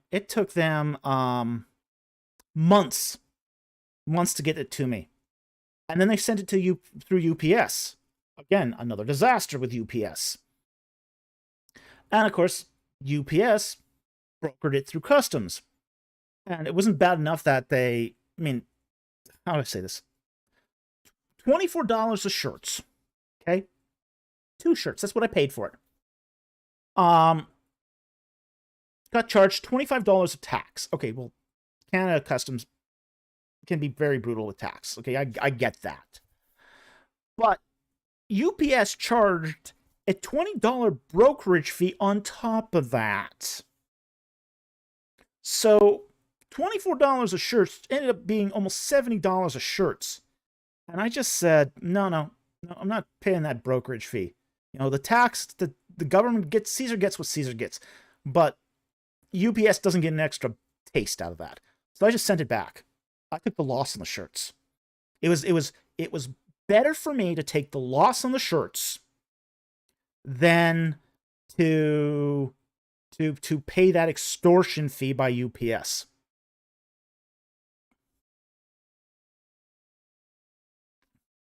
Dossman, I will not render to the UPS, under the UPS.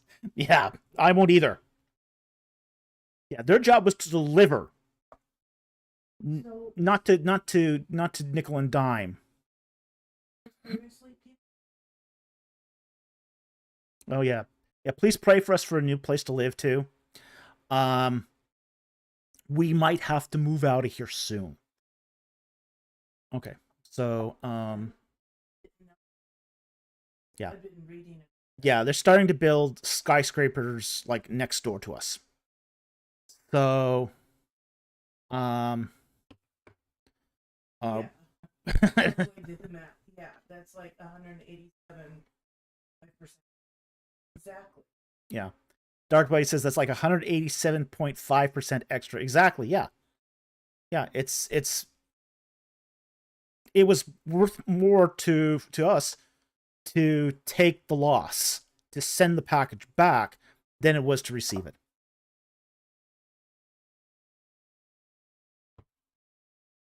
And we were actually hoping to get these shirts before we went to UPS. Or, sorry, not UPS, ETS, the Evangelical Theological Society, and we just never got the package in time. Because it took like 3 months for Teespring to print those shirts. That's also an issue, too. For some reason, Teespring has gotten slower. And really, it's...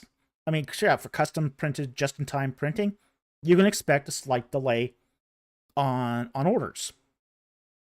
3 months is not a slight delay. So we are probably going to be looking at a different t-shirt vendor soon anyway. So, oh, the fun of running a YouTube channel. Nice.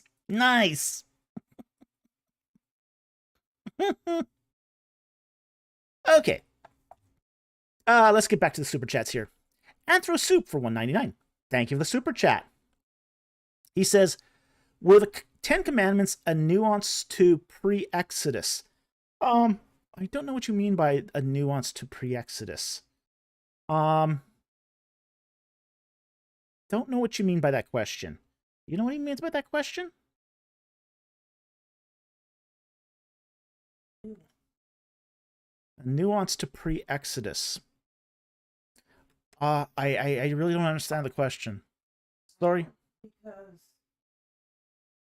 I understand evidently they are clearly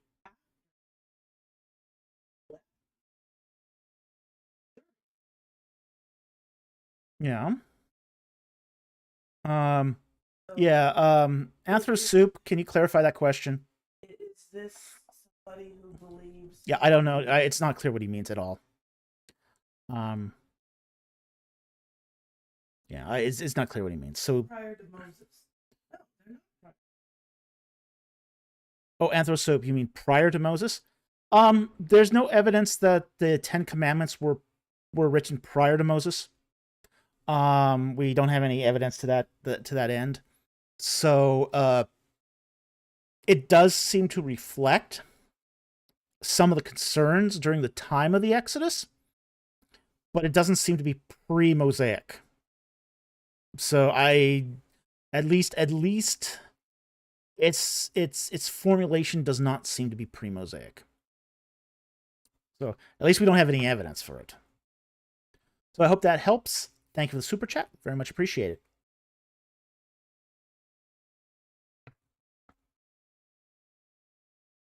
Aaron Richard for $10. Thank you for the super chat.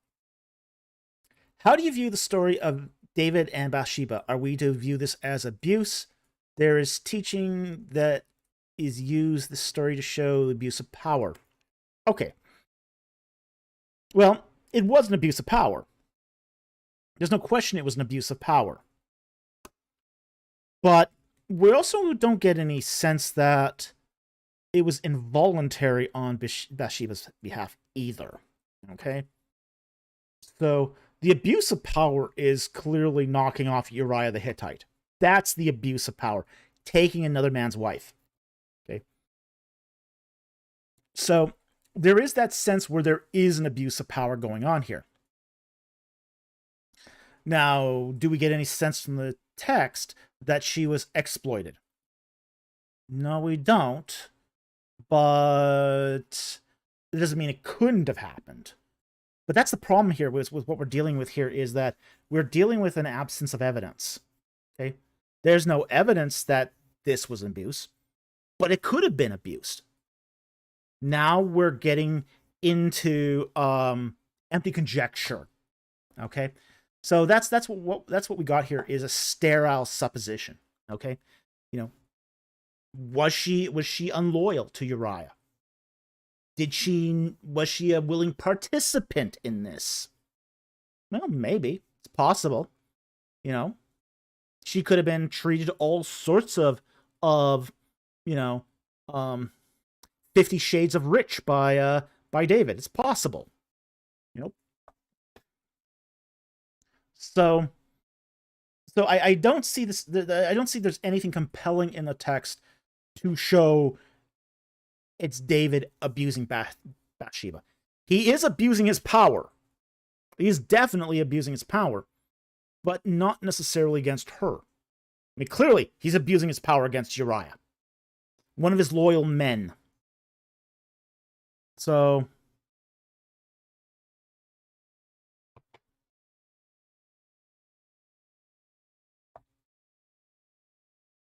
anyway, I hope that helps. Thank you very much for the super chat. Very much appreciated.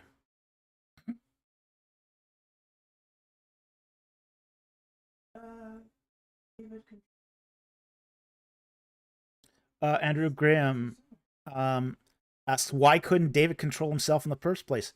He could, but he's a sinner. Okay? And he had time on his hands. Okay?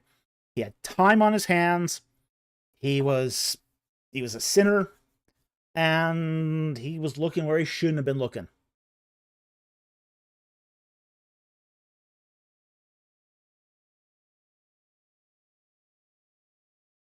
Jonathan Walker asks, how common is it for a king to walk on his roof and see a woman bathing at night, evening, laugh out loud? It was pretty common, okay? There are periods of time in history and in various cultures where public nudity for bathing purposes was permitted, okay? Now, we have to understand, in this case, she's on her roof taking a private bath. Okay? She's on her roof. She's supposed to be having some expectation of privacy here. But his roof is a little more private because it's a little taller. Okay? So he's on the top of his palace and he's looking down into the private areas of the people below. David, you perv. Yeah, that's it. You got it. That's exactly what's going on here. He's bored. He's out of the fight because we have to remember that at this point in time, David is too old to fight now. He's too old to fight. He's getting in trouble. Okay, he's getting into trouble when he goes onto the battlefield. He's at that age where he can't fight anymore, and is presenting a danger to his men. Okay? His men are having to rescue him too many times. So they send him home.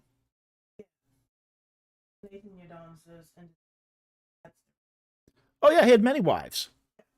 And Nathan Yadon says, and I think he already had several wives. Yeah, he had many wives. I mean, he had like 300 wives. Already. Wives and concubines. He had more than enough women to keep him happy. Okay. Yeah, this is just pure perversion. That's what it is.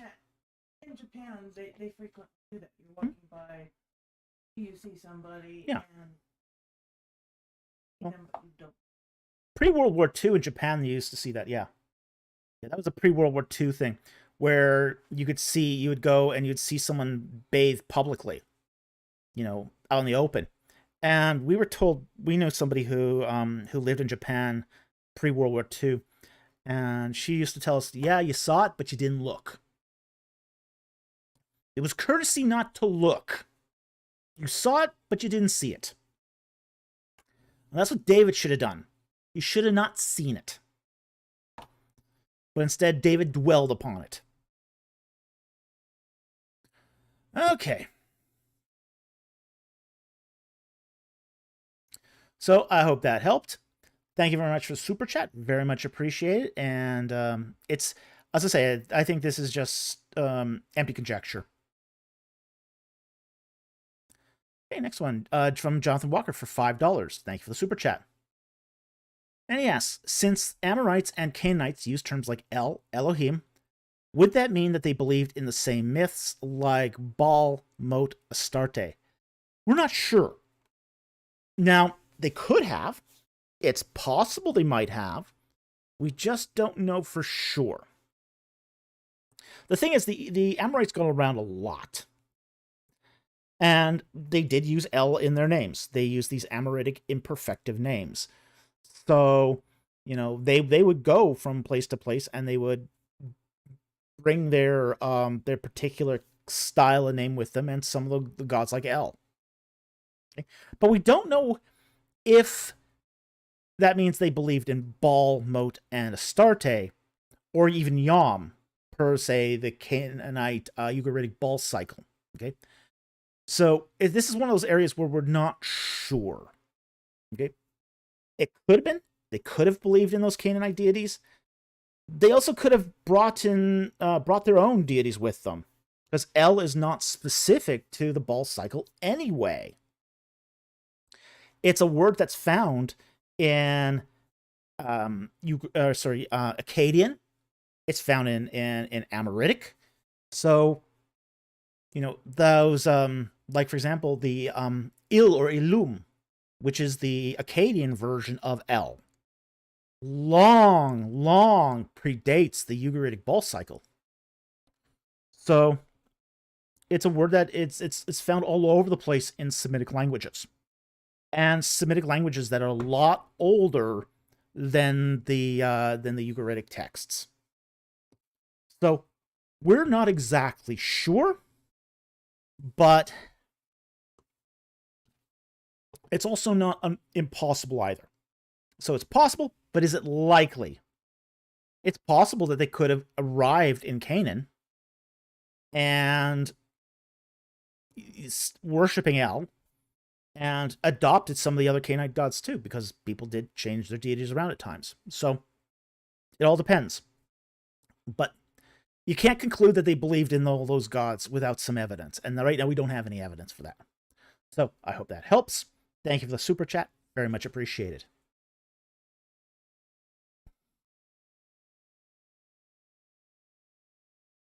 Aaron Richard for $5. Thank you for the super chat. Did the patriarchs have a moral ethical code from God, or did they follow the laws of the land they lived in?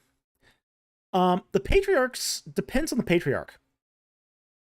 Abraham seems to have followed the law codes of Mesopotamia, both him and Sarah. And how we know this is they're quoting the law codes to each other in Genesis. So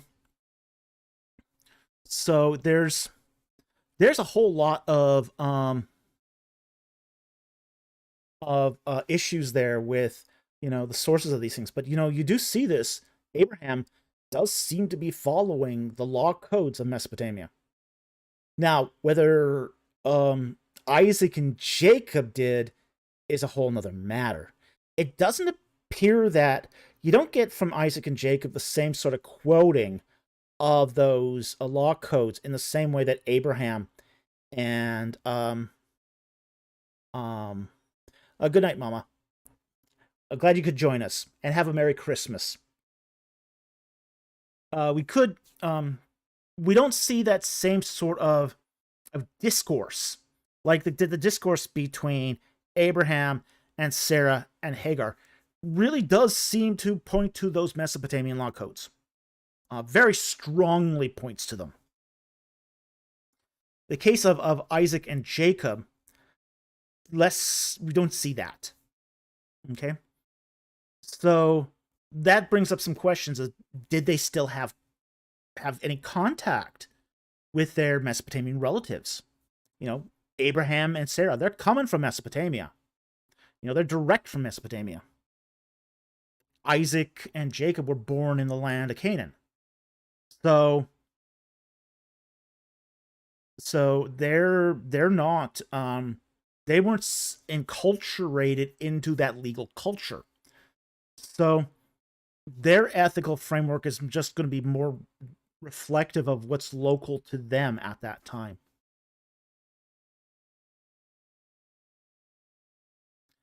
Let's see here. Jonathan Walker's Abraham and Sarah essentially have the book of laws in front of them in their argument over Hagar. Absolutely they do. Yeah. They either have a copy of it or they've just memorized it. Yeah, and they're looking for the loopholes too.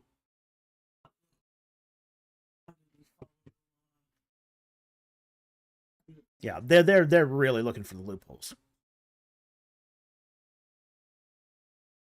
Darkblades asks, if Abraham quotes Mesopotamian law codes, that would be supporting evidence that his dad was a man of power in Urkesh, for example. Yeah, it would be. Yeah, it'd be indirect evidence of that, for sure. Okay, so I hope that helped. Thank you very much for that super chat. So it doesn't appear to be that these law codes were sort of divinely presented to the patriarchs. That doesn't seem to be what's happened. What's in the case of, let's say, Abraham, they're already enculturated in Mesopotamian law codes. And in the case of Isaac and Jacob, it doesn't seem to have mattered to them one way or the other. Next one here is also from Aaron Richard for $5. Thank you for the super chat. What are some good resources on Egyptian culture and religious life before and during the time of the Exodus? My book. My book's a good resource, which is the Ark of the Covenant in its Egyptian context, an illustrated journey. Makes a great Christmas present, too. Beautifully illustrated. Oh, do I have a copy of it here? Yeah, I should have a copy somewhere, but I can't see it.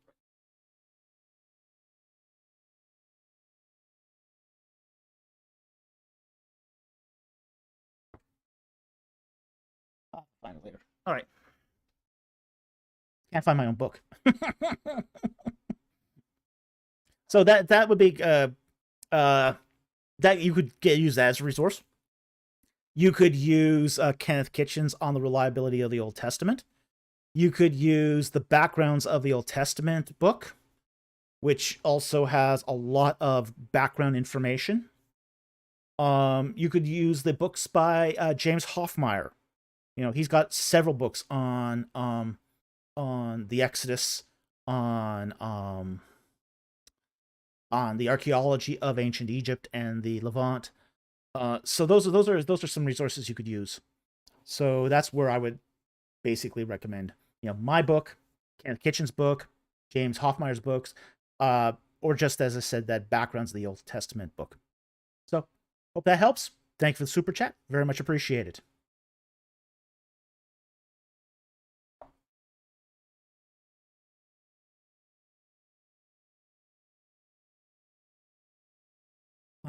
Nathan Yadon says, doesn't he have a revised edition coming out? James Hoffmeyer is working on a revised edition of Israel and Egypt. Okay, that's his yellow covered book. Okay, I know he's working on it. I don't know where he is in the revision process. So I don't know how long it's going to take him. He's retired at this point, so for him, he's sort of taking his time doing the revisions. So yeah, I don't know when that's going to come out, if it comes out. Okay, so hope that helped.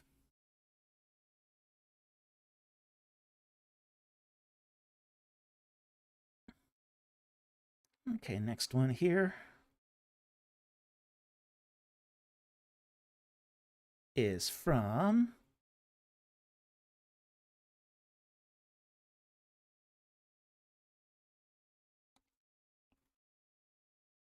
there we go.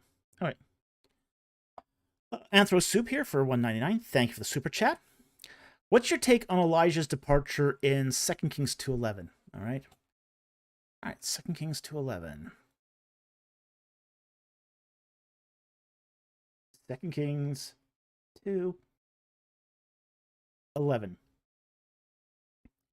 Then it came about, as they were going along and talking, that behold, a chariot of fire and horses of fire, which separated the two of them.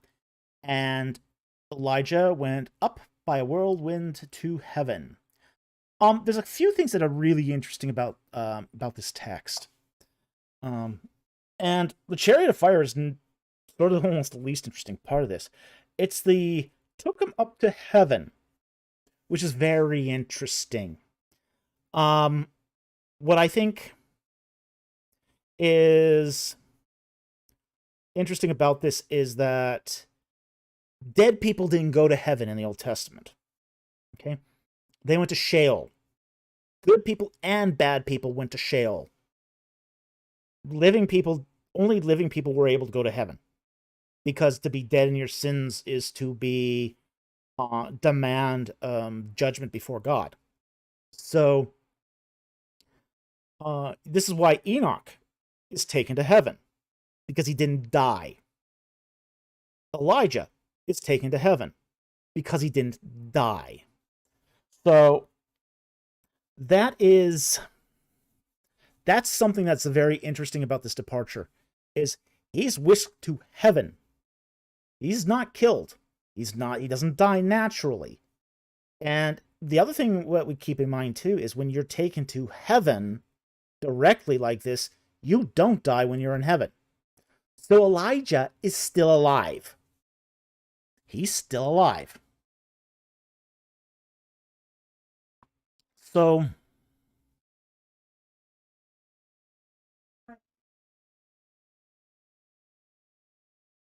well, it is an abode of the dead. Scott Worthen says, Sheol akin to Greek Hades. It's similar. It's similar. You kind of... Yeah. It sounds like its first descriptions negate the possibility of both heaven and the final resurrection. And it's not quite that. Okay? It is a abode of the dead. Okay? And it was separated. There was a good side of the tracks and a bad side of the tracks of Sheol. Okay? And the good side are the blessed dead, like Abraham, like Isaac, like Jacob. On the other hand, on the other side, you had the reprobate dead, the dead that are going to be condemned.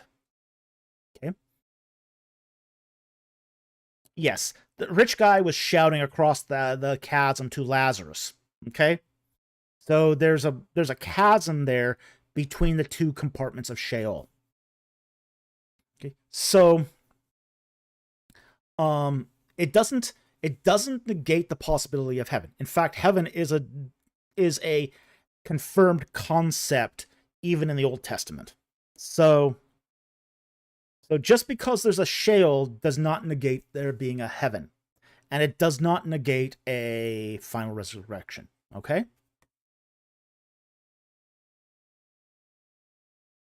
So that's my opinion of this here is Elijah is basically being taken while still alive. He's not dead. And because he's not dead, he's taken into heaven. So I hope that helped. Anthro Soup says, do you believe how Elijah's departure is written to be read literally? I think it is here. Yeah. I mean, it's telling you, it's giving you a narrative of events of what happened to, well, the chariot and all. We're not exactly. I mean, they're putting it into analogical language. It may not have been a literal chariot, but it seems to have been some sort of transport with fire. Okay, so there does seem to be some sort of transport going on. The chariots. Yeah. So a Camaro with Camaro with a Firebird. Trans Am. That's a Trans Am with its engine on fire.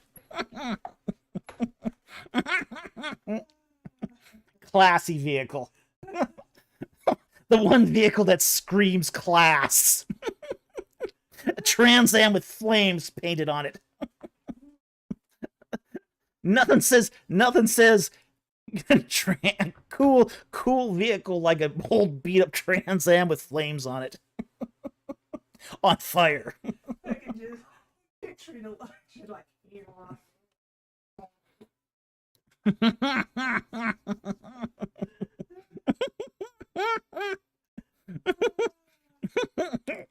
Fuzzy dice. You need the fuzzy dice on the Trans Am.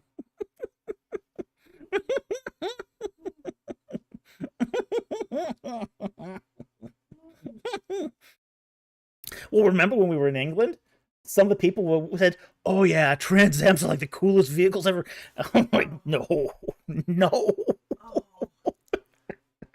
It's so cringe. It's so cringe. Jack Ray. And throw soup. A hula girl angel bobblehead on the dash. Classy. Classy. Ray. T-Bird pulls up with Leonard's Jack Ray. Stairway to Heaven. Jack Ray, the T-Bird pulls up with Leonard Skinner playing. Or playing Stairway to Heaven. So we've solved the mystery of the Chariot of Flame. It's a Trans Am with painted flames on the side, with fuzzy dice, a hula girl bobblehead, playing Stairway to Heaven. Talbot Slade. Interesting. Talbot Slade says, interesting logic.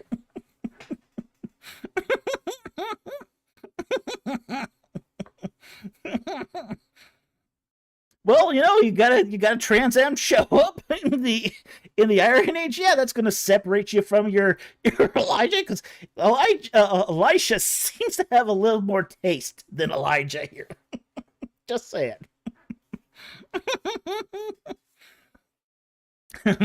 Darkblade says the Bible did isekai before it was cool.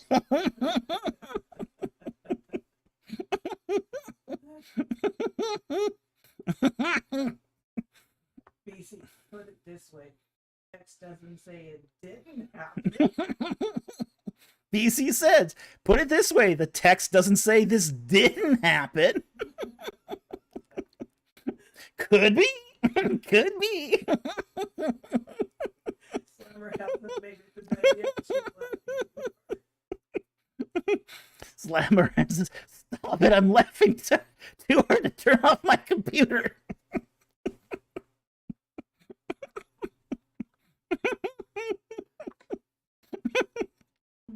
The Trans Am, a divinely inspired vehicle. Best hot rod ever. So, Elisha was technically taken to heaven on a good. Normal man. Was Elijah technically taken to heaven in a hot rod? Could be. Could be.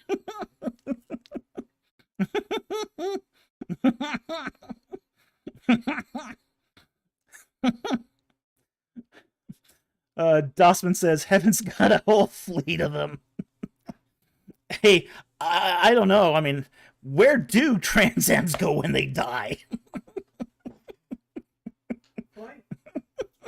They could go to heaven, but they could all end up in hell, too. I mean, Toaster heaven. Toaster heaven. Where all the calculators go when they die. You should tell them. That's a Red Dwarf reference, by the way, in case any of you didn't catch that. Dossman, all Trans Ams go to heaven. Throw Soup says, all Hellcats go to hell. Oh, boy.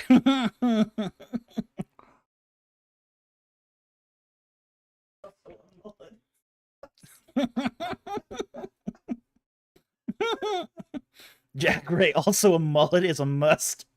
Well, he's a prophet, He might have kept his beard he might have been unshaved, so, he might have sported quite the mullet. Could be. Bible doesn't say it didn't happen.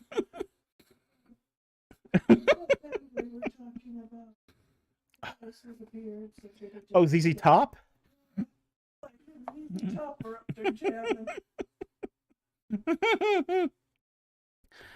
Oh, boy.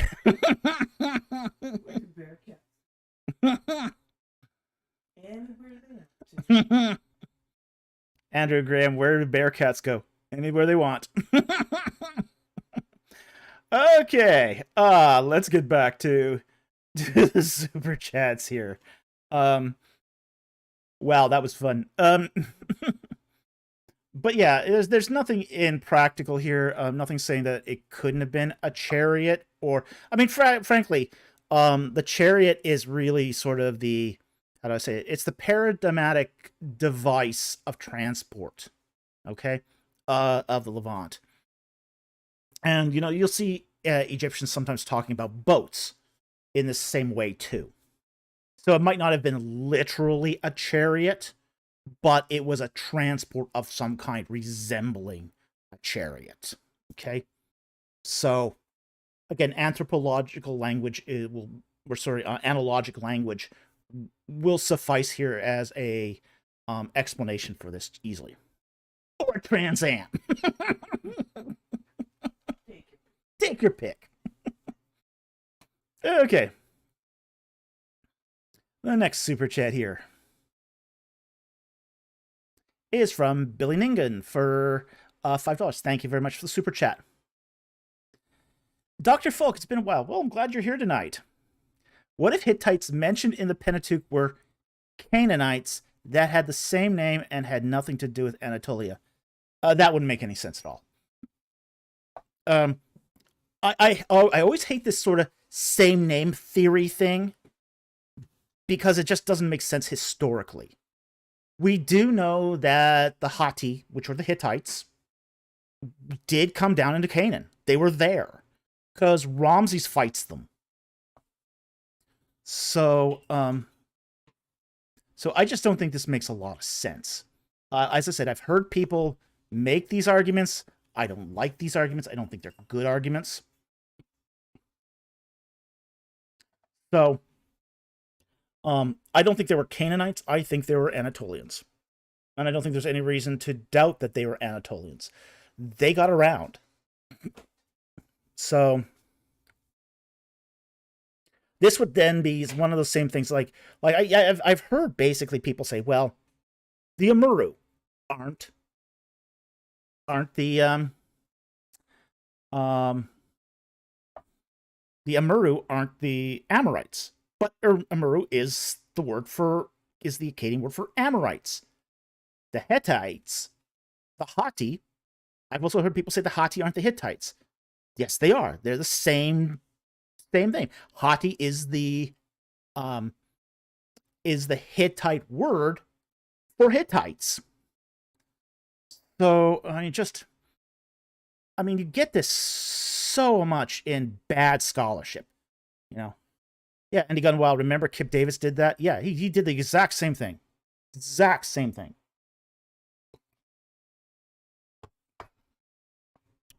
So no, I'm not buying this. I'm not buying this thing for a moment. Yeah, there's more than good reason to, and frankly, that interminable war between the Hittites and the Egyptians was met in Canaan. That's where they were fighting this out. So it defies all the extra biblical evidence. So that's what I would say about that. I wouldn't place any stock in that idea at all. Okay, so it's good to see you again. I hope that helps. Thank you very much for the super chat. Very much appreciated.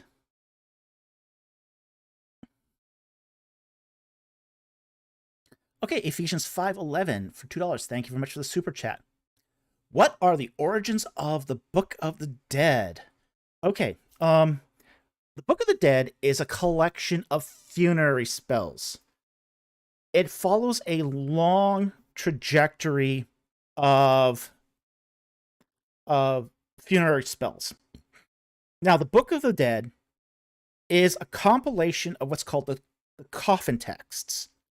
The coffin texts are essentially funerary spells that used to be written on coffins during the Middle Kingdom period. The coffin texts are a collection of what's called the pyramid texts, which were the funerary spells that were written inside of pyramids. So what happened was that the pyramid texts of the 5th and 6th dynasties were copied into the coffin texts, and the coffin texts were compiled into the Book of the Dead during the New Kingdom period. So that's the origins of the Book of the Dead. It's basically a copy of the coffin texts that are written on a papyrus instead of on the coffins itself. Now, they still did text onto coffins like that. Okay, that was still a thing. But it's also that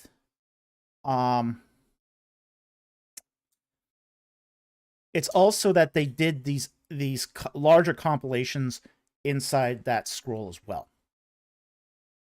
Okay, so I hope that helps. Thank you very much for the super chat. Very much appreciated. It's one of the longest scribal trajectories that we know of. You know, it's a scribal trajectory that happens over 1,500 years. It's a very long scribal trajectory. All right.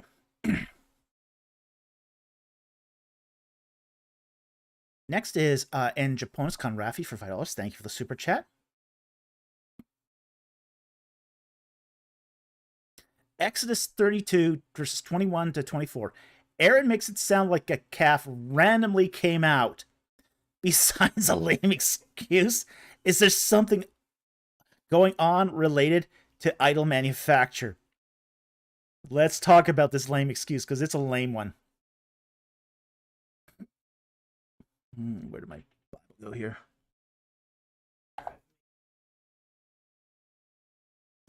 Yeah. There it is.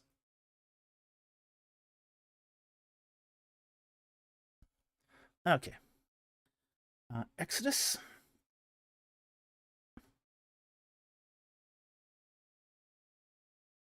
$32. 21. All right, we'll start here at verse 20. And he took the calf which they had made and burned it with fire and ground it to powder. Actually, let's go before then.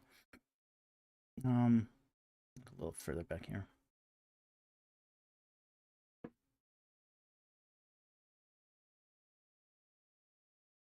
Okay. Start at verse 4. And he took this is the gold rings from their hand, and fashioned it with a graving tool, and made it into a molten calf. And they said, "This is your God, O Israel, who brought you up from the land of Egypt." See, so that's where they made it, in verse 21. Then Moses said to Aaron, "What did this people do to you, that you have brought such great sin upon them?" And Aaron said, "Do not let the anger of my Lord burn. You know the people yourself, that they are prone to evil. For they said to me," he's blaming the people for this, "Make a God for us who will go before us. For this Moses, the man who brought us up from the land of Egypt, we do not know what has become of him." And I said to him, "Whoever has any gold, let them tear it off." So they gave it to me. I threw it into the fire, and out came this calf.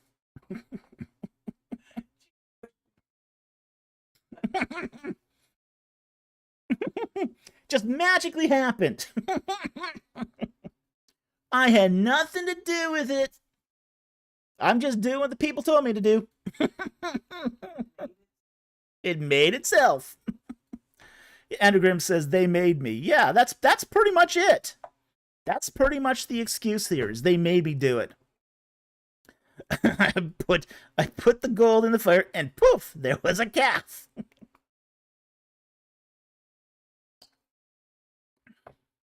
It's a miracle. Yeah.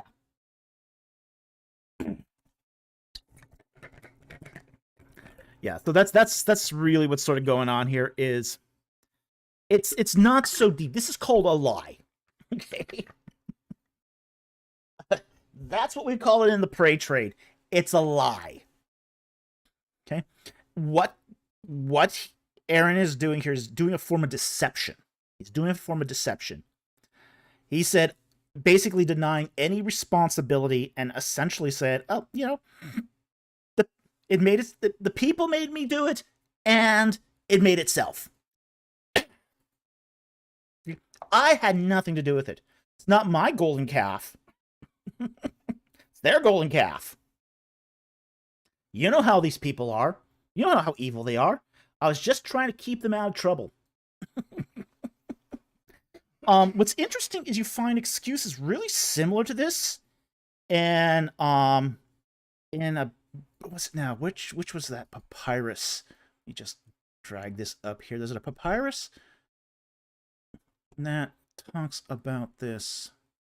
Let's see if I can find it here. Was it 10 something?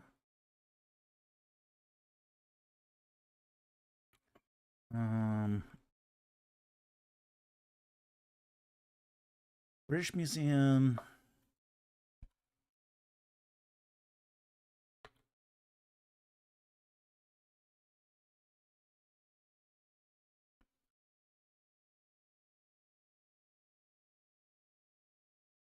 Just take me to find this. It's been a long time since I looked at this text. Papyrus British Museum 10403. It's one of the tomb robbery papyri.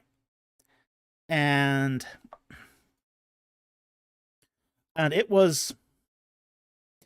it's as the investigators of the tomb robbery go from villager to villager at Deir el-Medina, each one has its own lame excuses. Well, that's not my stuff. I just was holding it for my cousin to keep him out of trouble. Oh, I wasn't one of the robbers. I just went along to make sure they didn't get into trouble. Stuff? I don't have the stuff.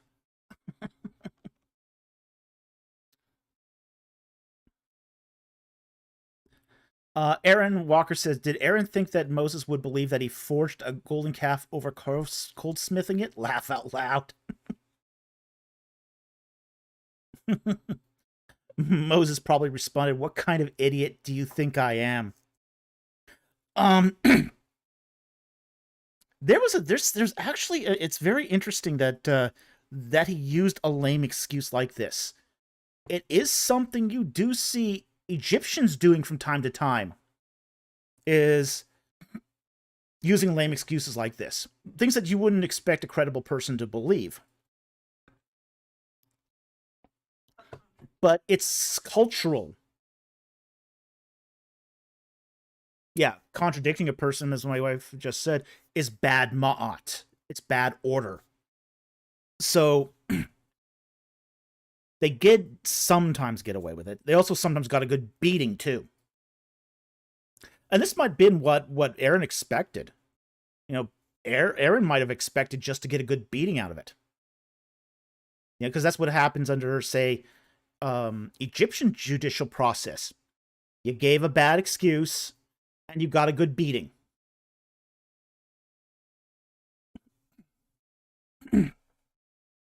So, in all likelihood here, that's what's probably what's going on. Was he was given a bad excuse, blaming the people, and expecting to get beaten.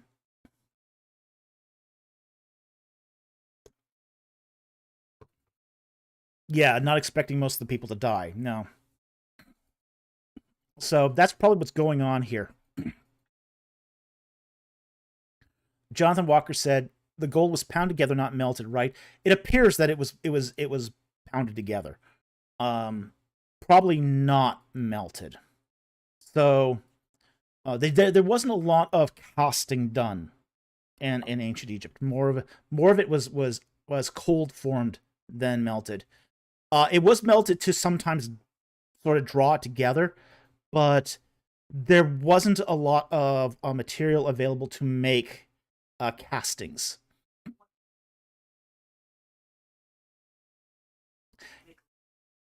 Yeah, they would melt it into an ingot and then sort of pound it out. So BC says, made an idol, believe it or not, straight to the beatings. Yeah, straight to the beatings.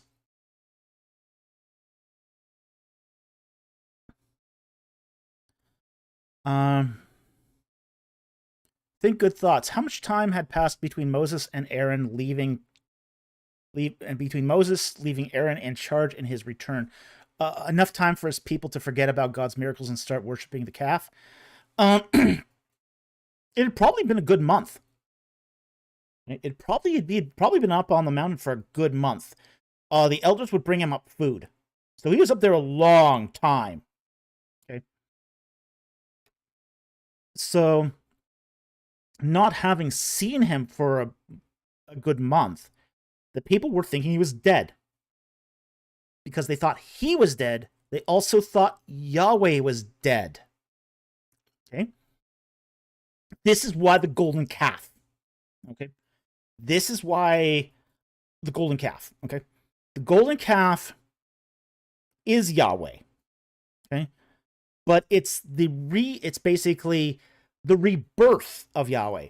Because you have to remember, gods in Egypt can die. They're mortal.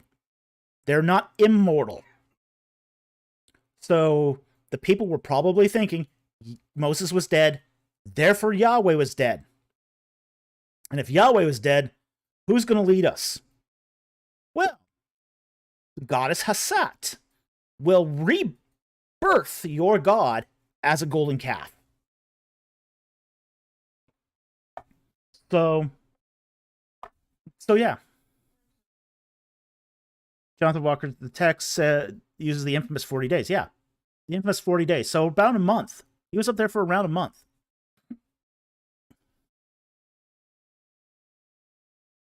So that's probably what's going on here, is that use of the son of Hassat myth was to show that the god was being reborn.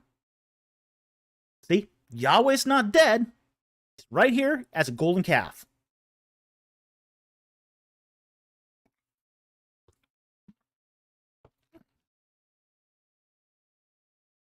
Darkblade. Did they think Moses was dead, double dead, dead as in the Osiris dead, or dead as in the credibility of Jebel Allah's theory dead? Well, that's dead. The Jebel Allah's theory is really dead. At least it should be. They did think that Moses was dead. Okay? Nothing is that dead. PC.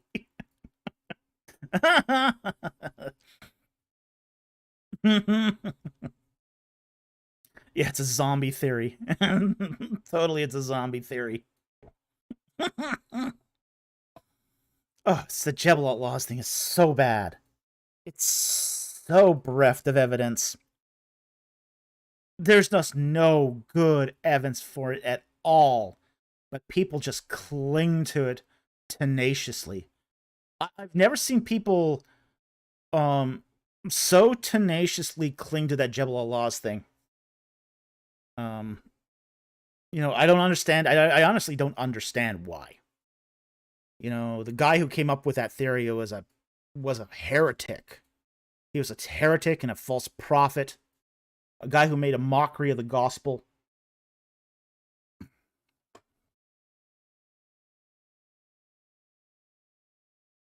Yeah, and Japon's Conrafe says Wyatites won't let Jebel Allahs die dead. Yeah, they won't. They won't. And they all insist that there's just great evidence for it. Oh, the bestest evidence. Oh, good grief. These people don't even know what evidence is. Now, that's the problem, yeah. It's just unbelievably how ignorant it is about everything archaeology, everything biblical. The people who believe in the Jebel Allah's theory don't understand the biblical text, and they don't understand archaeology. It's compounded ignorance. But they won't let it go either. So. Jack Ray, orange evidence even. The greatest ever.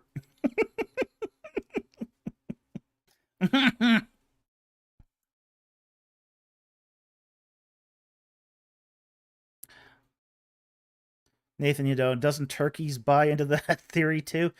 Well, this is the weird thing. That's they buy into, some of them buy into the, and really they don't buy into this. Okay, that the Noah's Ark was found in Turkey at the Daripinar site. But that's not recognized by any archaeologists in the Turkish government. That's basically the Department of Tourism. that recognizes that. Oh, you mean Turek? Okay, yeah, Turek buys into that. Yeah, that's yeah. Sorry, I turkeys. Okay, I didn't get the pun there. Sorry. Turkey becomes turkey. How? Well, I think it's easy to see how. Reckmeyer, Kanaputep, Ipur, the Great Nut.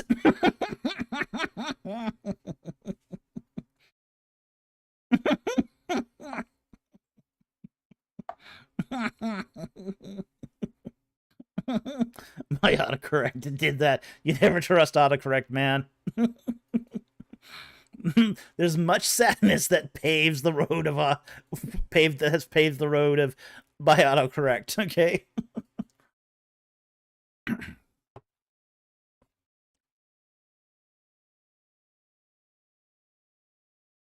Jimmy the Jew asks, "Do you really think that boat-like rock formation is the Ark? I think it's a case of pareidolia. I think it's a mud flow. I think it's a mud flow. It's not a boat. And there's no evidence that there's any petrified wood up there. It's a mud flow is what it is. And there's several of those mud flows up there. It's not just one. You can see this on Google Earth. You know, go to Google Maps to the Dripinar site, and you can see other boats beside it. So is this Noah's Ark or Noah's Fleet?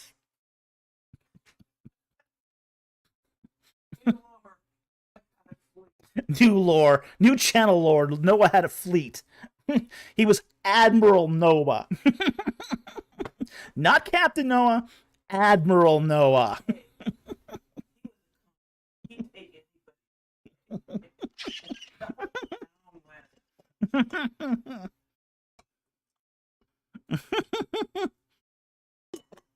Yikes.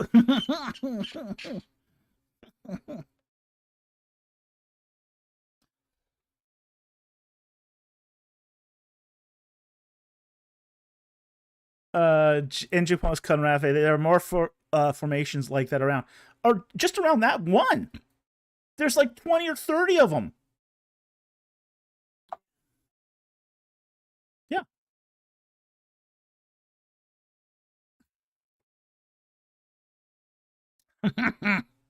Warrior of the Most High. Salute to Admiral Noah Ben Lamek.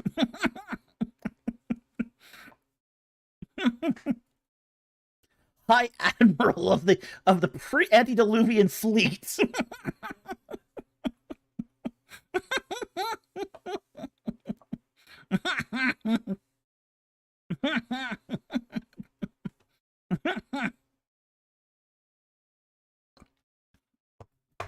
All right.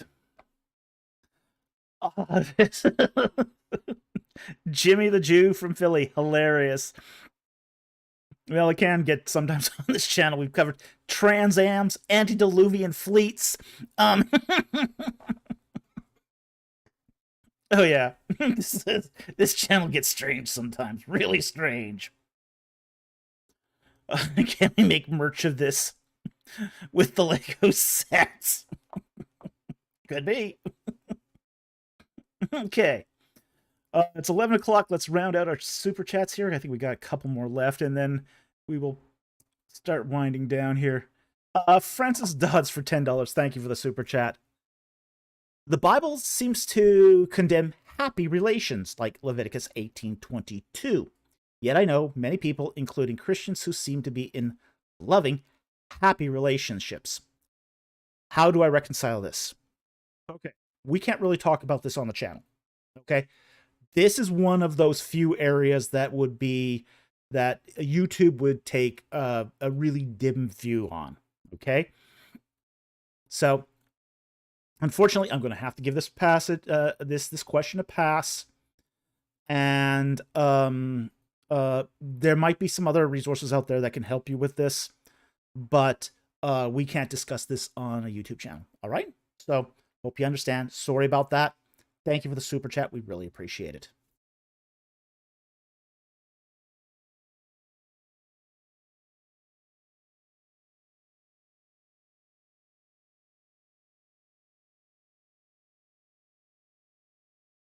Okay, next is from AnthroSoup for 199. Thank you for the super chat. What would be the theological implications of aliens? That God's a very vast creator. Okay.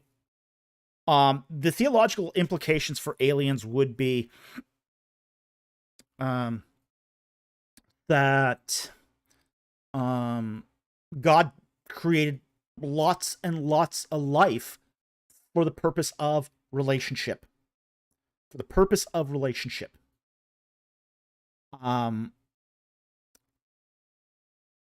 So just like he created man to have relationship with, and angels to have relationship with, and God has relationship within the persons of the Trinity.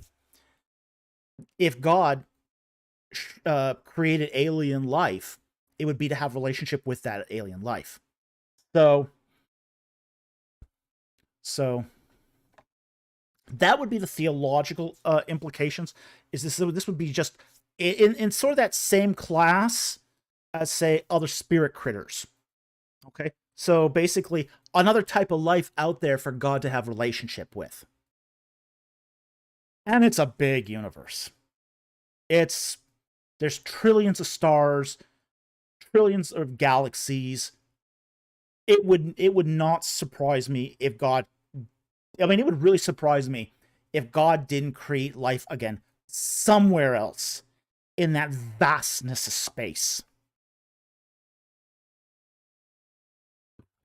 So, yeah, it could be.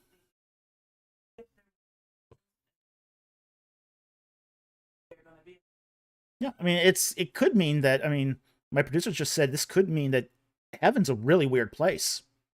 You know, because then you'd have not just humans up there. You got the weird spirit critters, and you now have alien life up there too. It could get, heaven could be a really, really strange place.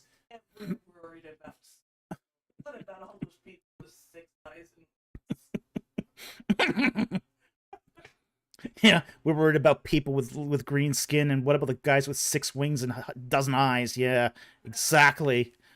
Oh yeah.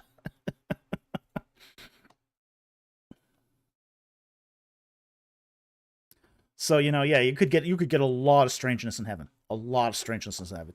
So that would be a theological Star Wars cantina, but nicer. Yeah, the Star Wars cantina wasn't nice.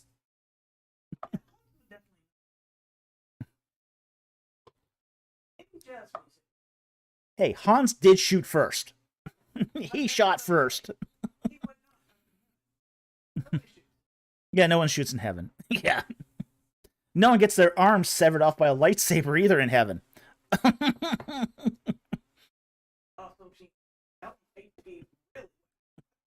Well, that could be true too. If heaven is a really weird place, hell would be just, could be crazy whacked. Yeah, it would make hell so much worse. It's a fascinating thought, isn't it? Yeah. Yeah, I think this is a very interesting theological, because if the presence of alien life makes heaven a stranger place, it will also make hell a more terrifying place. Yeah, that could be very, there could be some really interesting concepts to this.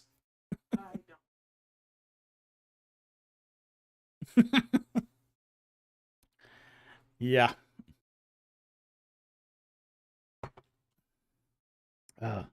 So yeah, there's some implications to this, but it's, the bottom line is it would just, yeah, it's essentially God creating life for relationship. That would be the bottom line. Whether that relationship is in the present, whether that relationship is in the next life, uh, or the implications of aliens that, say, reject God, that has implications too.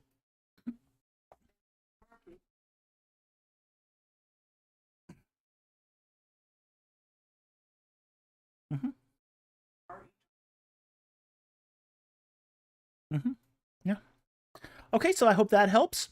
Thank you very much for the super chat. Very much appreciated.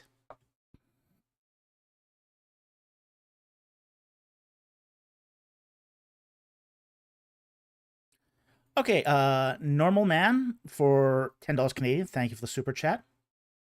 Out of curiosity, does the mention of Philistines in Genesis 21:34 help the dating of Exodus or the time period that the patriarchs lived? What is a better way to interpret their inclusion? Okay, let's pull this up and we'll talk about this.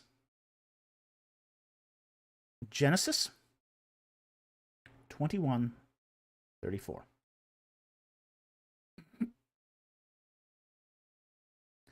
And Abraham sojourned in the land of the Philistines for many days. Okay, now the big question is, how can Abraham sojourn in the land of the Philistines, since Abraham long predated the entry of the Philistines in the land of Canaan? This is what's called a retrojection. Okay, it's a retrojection. A retrojection is when you use the terminology today, that we have today, to refer to something in the past. Okay, like for example, when Joseph goes to Pharaoh. Okay, the king of Egypt was not called Pharaoh at the time of Joseph, but the king of Egypt was called the Pharaoh at the time of Moses. At the time of Moses, Philistines were already in the land of Canaan. Okay, so this is the invasion of the sea peoples into the coastal plain, and we have evidence of sea peoples entering into the coastal plain as early as, or at least starting to migrate as early as the 1350s during the Amarna period. Okay, so already at that time, there are already sea people's tribes that are pushing their way into Canaan. By the time of Ramses II, they're already there. They've already set up home on the coastal plain. So what this shows us is that that Genesis was put to pen, probably in at least sections of these documents were put into pen sometime around the time, at least Moses or later. Okay, so the time of Ramses II or later. Okay, so this is how we would interpret these. This is not this is not, say, period accurate. Okay, it is it's author accurate. Okay, so there's a difference here in what we would do. It's not trying to tell you what life was like at the time of Abraham, but it's reflecting the view of the author in relating Abraham. So it's kind of like saying, well, you know, the pre-Columbian Indians of pre-Columbian natives of North America.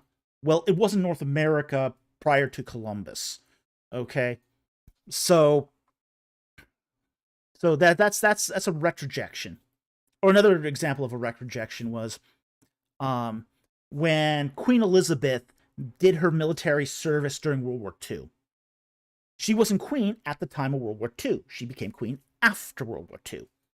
But we use the retrojection as a honorific, or as a way to tell our modern audience who we're talking about. So that here, when Abraham sojourned into the land of the Philistines, what's being told here is that to that late Bronze Age 2B, early Iron Age 1 audience, that Abraham moved into the coastal plain. Okay, at that time, he sojourned into the coastal plain. This is basically how somebody in the late Bronze Age would have related this, because it wasn't called the coastal plain. It's called the land of the Philistines, in that after, say, the period of Ramses II. Okay, so it gives you some hints as to when the documents were created, but it's not always going to give you, say, period accurate ways of telling things. So Abraham would have never recognized this as the land of the Philistines. Okay? But the Israelites entering the land of Canaan would have recognized the coastal plain as the land of the Philistines. And it's basically just telling the Israelites where Abraham went according to terms they would understand. Okay? So I hope that helped. Thank you very much for the super chat. Very much appreciated.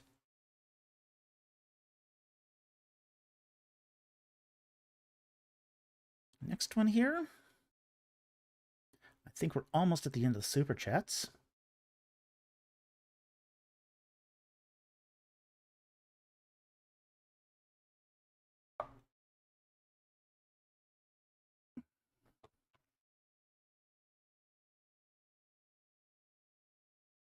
There we go. BC here for $5 Australian. Thank you for the super chat. I keep getting the scholarship on an issue wrong. Okay. What should I do? Help! Merry Christmas! Thanks for a wonderful and eventful year. Well, you're so welcome! We talk about sound foxes, sock puppets, aliens in hell, transams in heaven, where moth and rust will not destroy. Now, there's a good one. Rusted out Trans Am will not happen in heaven. And the ever-present sound foxes. Good times. Good times. Well, thank you very much for your support of the channel. We really do appreciate it. It does put food on our table. So we are so grateful for people like you who support us. So very grateful.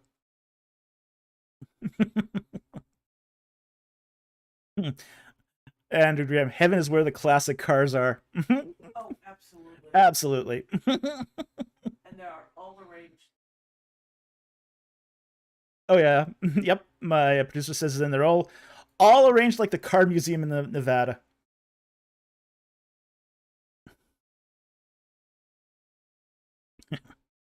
That's a great museum, by the way. That the Automobile Museum in Las Vegas is not Las Vegas, Reno. Was it Reno? It was Reno. Yes, Reno. Great museum. Great little museum.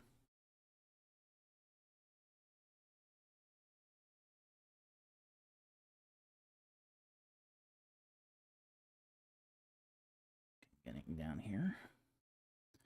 Okay. Boomer for €5. Thank you very much for the super chat. He asks, why are there no Egyptian records of the Exodus? Because there weren't Egyptian records of much of anything at that period of time. Now, we kind of have to understand something about this particular period of time. The capital is at Paramses.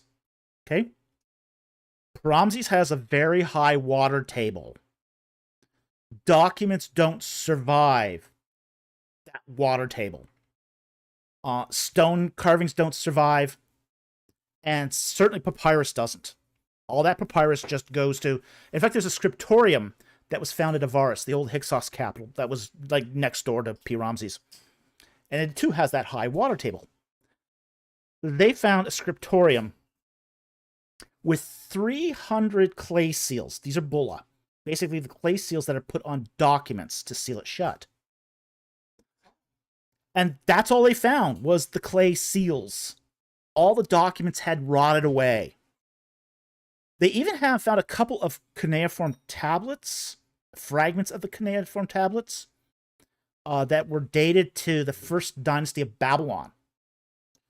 But you couldn't read what they said because the water had gotten into the clay and destroyed the clay. So preservation is a huge deal, a huge problem for the Ramesside period. And because of that, capital was in a wet area. So that's why we don't have any Egyptian records. It wouldn't have been put on anything like monumental inscriptions. Monumental inscriptions are essentially religious documents. They're not historical documents. Most of the historical stuff would have been put on papyrus, what would we call a day roll. And a day roll is when a scribe keeps an event, running tab of the events of the day. We find a fragment of a day roll at Deir el-Medina that dates to the end of the reign of Ramses III and the beginning of the reign of Ramses IV. And it's just a fragment. It's all we got of that day roll. But that's where official sort of proceedings of the court would have been kept. And we have almost no day rolls from any period in Egypt. We've got Talbot Slave says, there are multiple migrations that we know happened but have no records.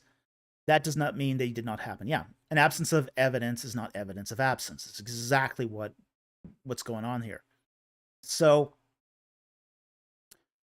we also wouldn't expect the Egyptians to record their defeats, because they never did. They never recorded their defeats. We know that the Egyptian army was defeated several times. They suffered one military defeat at the hands of the Hittites. We know that they were defeated because it was recorded in the records of the deeds of Supiluliluma I. But it's not recorded in Egyptian records. We also know that the Assyrians defeated the Egyptians, the Persians defeated the Egyptians, and there's no records of that either. The Egyptians didn't keep any records of those. So, a lot of things happen in Egypt that were seen as negative. So, negative stuff, it's kind of like this.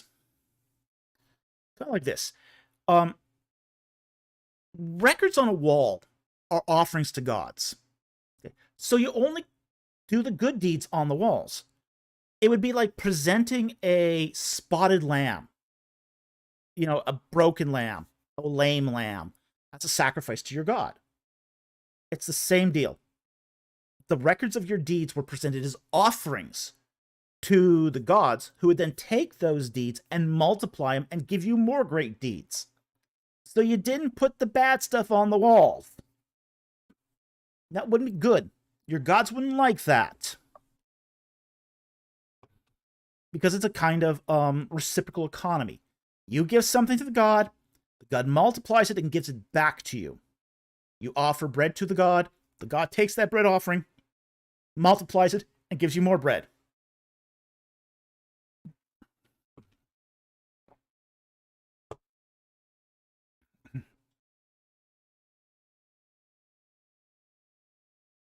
So, it's just one of those situations where we're not going to have records here from the Egyptians. It's a preservation problem. It's also the problem that the sort of inscriptions that do survive, 90% of them are religious. Okay? So they're not historical in that sense. Okay, so I hope that helps. Thank you very much for the super chat. Very much appreciated.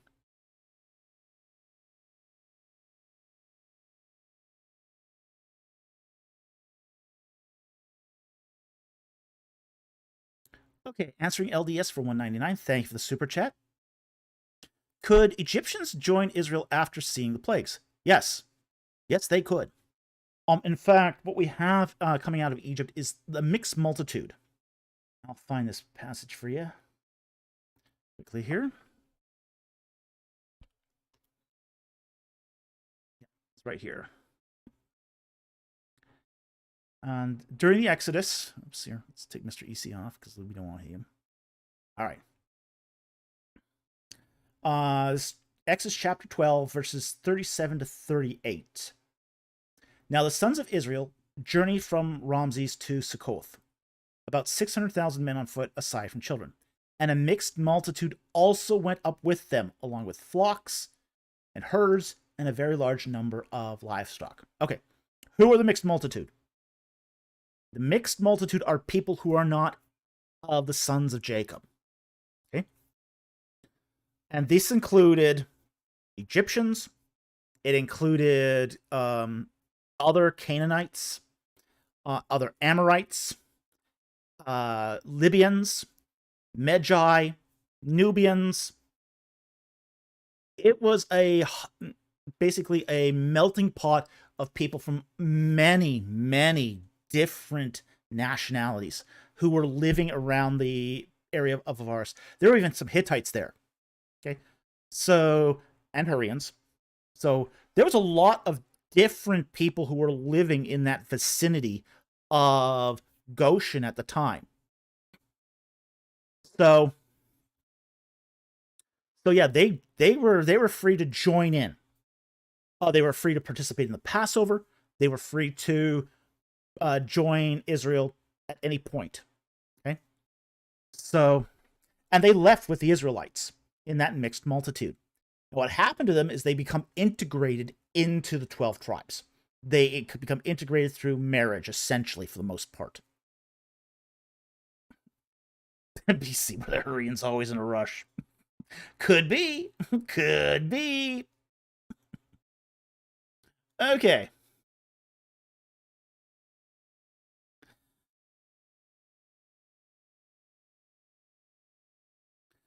All right, so that's so that should cover could Egyptians join Israel after seeing the plagues, and the answer is definitely yes.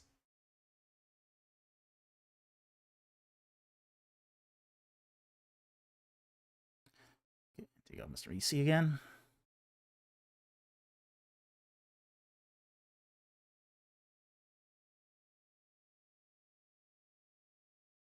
Baron Salvatore asks the question here for $2. Thank you for the super chat. What caused the current biblical illiteracy? Ooh. That's a really good question. Literacy is something that's it's cyclical. It's not one of those things. We have to understand one thing about literacy in general. Okay? Literacy is not something that just keeps growing and growing and growing and growing. It cycles. It goes up and down, up and down, up and down. And right now, it's kind of on a down.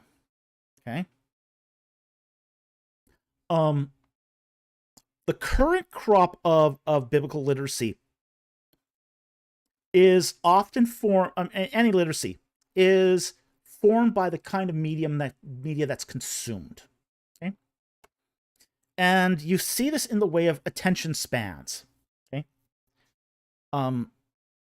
Literacy has been now on the decline for about 30 years now. Okay?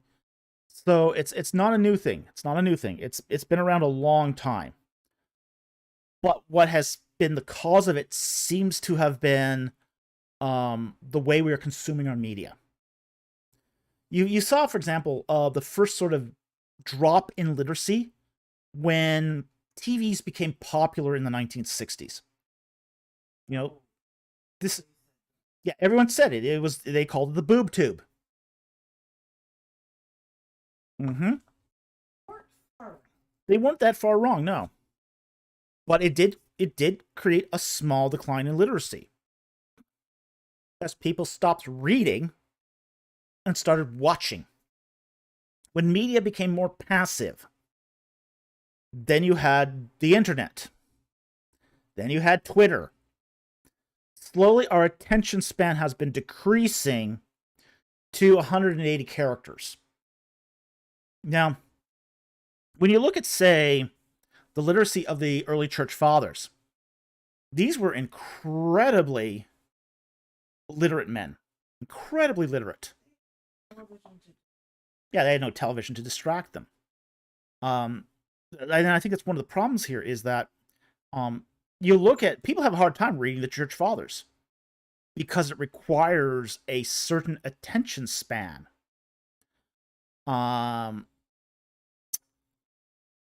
The church fathers would expect a person to read 80 pages of preliminary stuff and remember it for when they actually did their actual argument.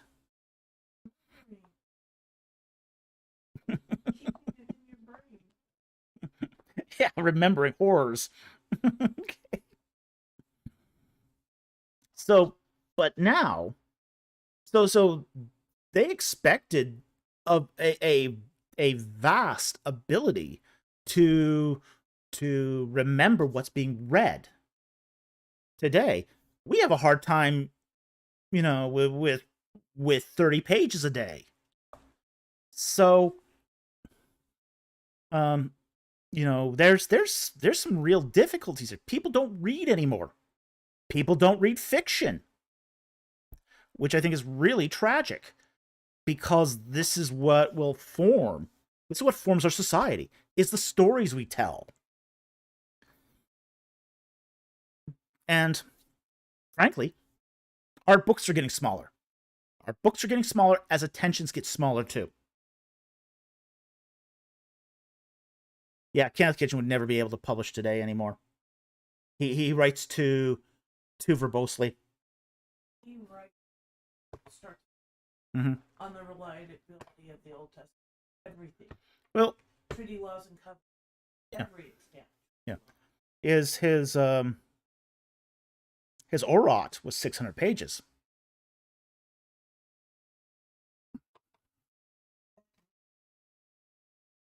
Yeah. But people don't read anymore. And I think this has been is a terrible thing. Jimmy the Jew from Philly says, I try to tell people to listen to books via text-to-speech, and they find it time easier to at least listen while they do other things, reclaiming their time. It doesn't seem to trigger the same sort of centers in the brain. Audiobooks, I mean, look, audiobooks are better than nothing, but there's something about the actual reading of a book that triggers different neural paths in the brain. It actually does. Right? Yeah.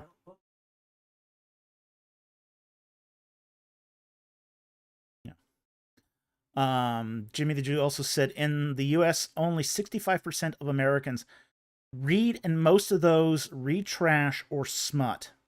Very few people read history books at all, and it really shows, especially with anti-Semites. Yeah. Well, here's the thing. The statistics of this are more terrifying even than that. Okay.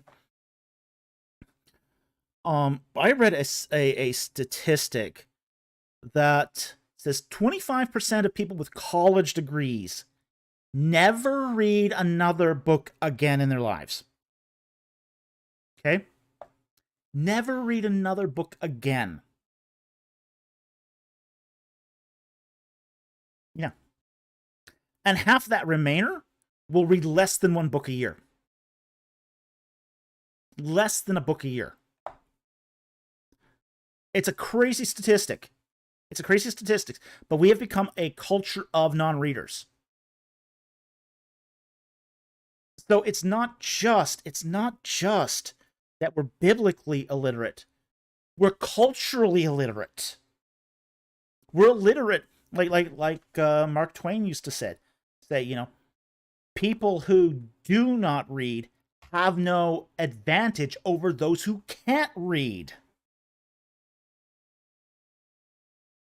They have made themselves illiterate, practically illiterate.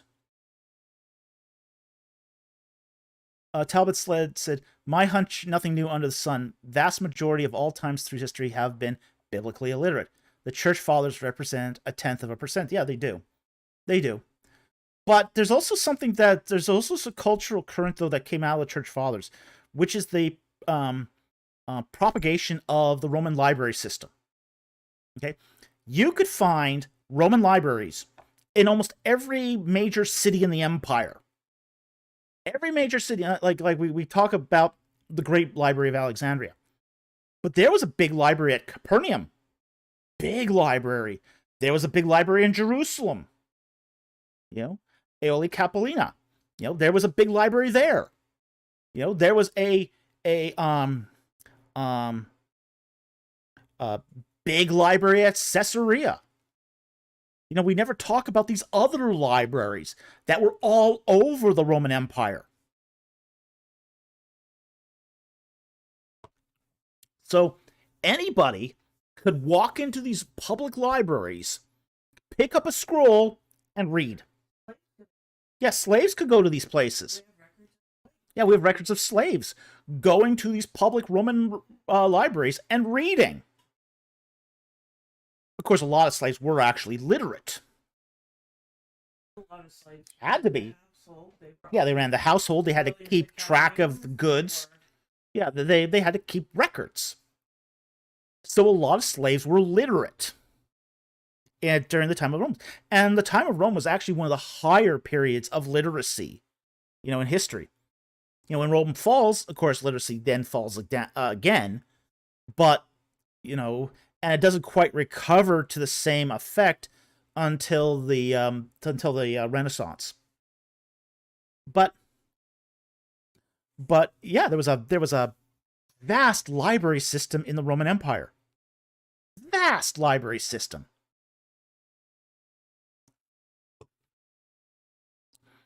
So, as I say, we're not just dealing here with just biblical illiteracy, but general illiteracy as well.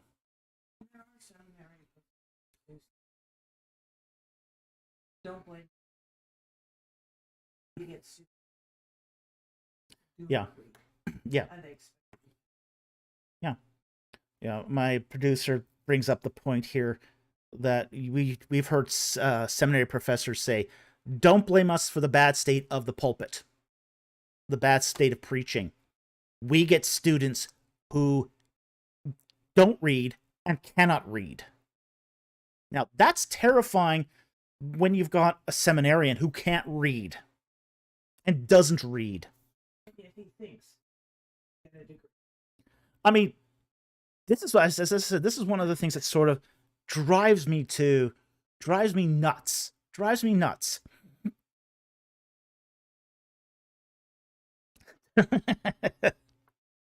It drives me absolutely nuts when I hear these biblical scholars who can't even remember what the text says, what the Bible text says. Okay? And I keep running into this over and over and over again. Say it publicly like it's nothing. Like Bart Ehrman couldn't connect the Passover with the killing of the firstborn. What's the connection? You don't get it. Roger Young, who didn't know who Balaam was, the guy with the talking donkey.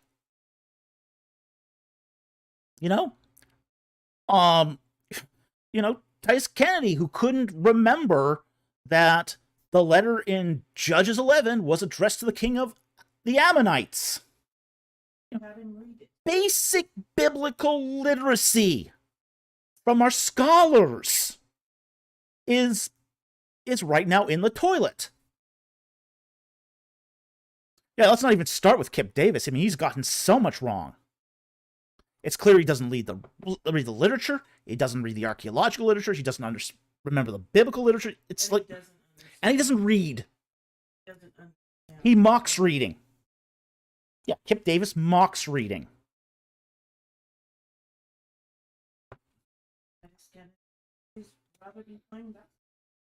Yeah, I mean, Titus Kennedy would rather be playing basketball, by his own admission. This is why I read voraciously. I read literature. I read textbooks. This is the reason why I keep up with reading. As I said, the book I'm reading right now is The Lathe of Heaven by Ursula Le Guin. That's what I'm reading right now. It's important to read. And it's important to read widely.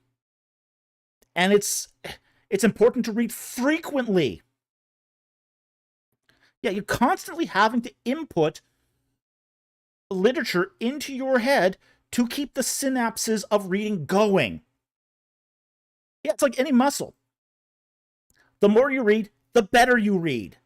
The better you read, the more you get out of reading. Read till the eyes bleed.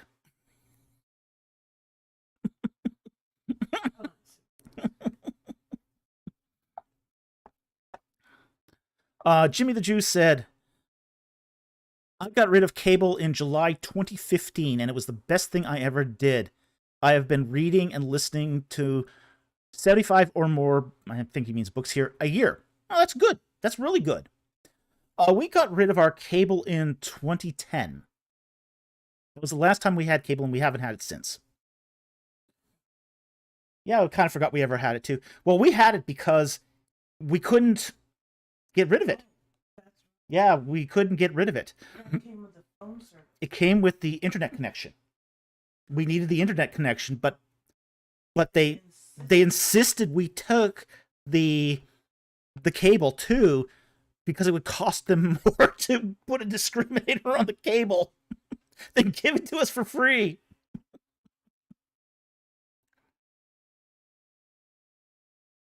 Talbot Slade, is it okay if a book has lots of color pictures? Yeah, that's all fine. Oh no, your book is horrible. It's fine if a book has lots of color pictures. That's perfectly okay, because those are reading aids. Pictures are reading aids that help you understand the text. Perfectly okay if a book has lots of color pictures. Okay. Well, okay, that's the whole accuracy issue aside, but okay, but the purpose is you read lots. And as I said, it's like a muscle. It has to be exercised. You can lose the ability to read. You can lose that. It's possible. It's possible to not read for a decade. Try to pick up a book and it hurts to read. It's completely possible. It happens all the time. And then people get into that funk where they don't read anymore. And at that point, it's just, they can't get back into it. It's really difficult to get back into it. And how about pop-ups? How about pop-ups?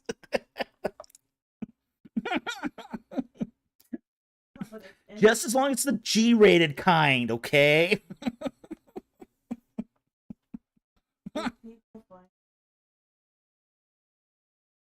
Yeah. Yeah. Yeah. Yeah. My producer says, if you find yourself in the position where we let that reading muscle atrophy, start reading 10 pages a day. Start working that muscle again. Start from scratch. Just start doing it over and over and over again. And eventually work up to a good amount of reading. Like 30 pages a day is a good amount to read. Okay? So, but this is why it's really important to keep putting that input in. You have to keep forcing that input into your head, because otherwise you lose it. You lose it.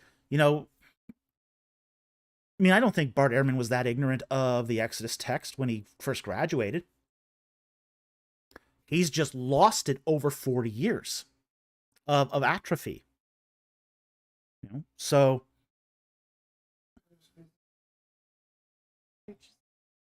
Mm-hmm. Read the Bible. Oh yeah. Yeah. Well, we were talking about these circuit preachers that we were at a church where there was a set of circuit preachers that would come around, and they would preach the same 5 sermons over a period of 40 years. They hadn't read the Bible in 40 years. Okay, it's their brains had atrophy to biblical truth.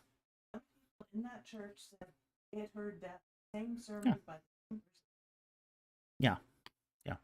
So you do get this, where even some preachers they'll preach the same sermons over and over and over and over again, and haven't picked up the Bible to read it in decades. Yeah, it means they haven't been fed biblically. Is exactly what it means. So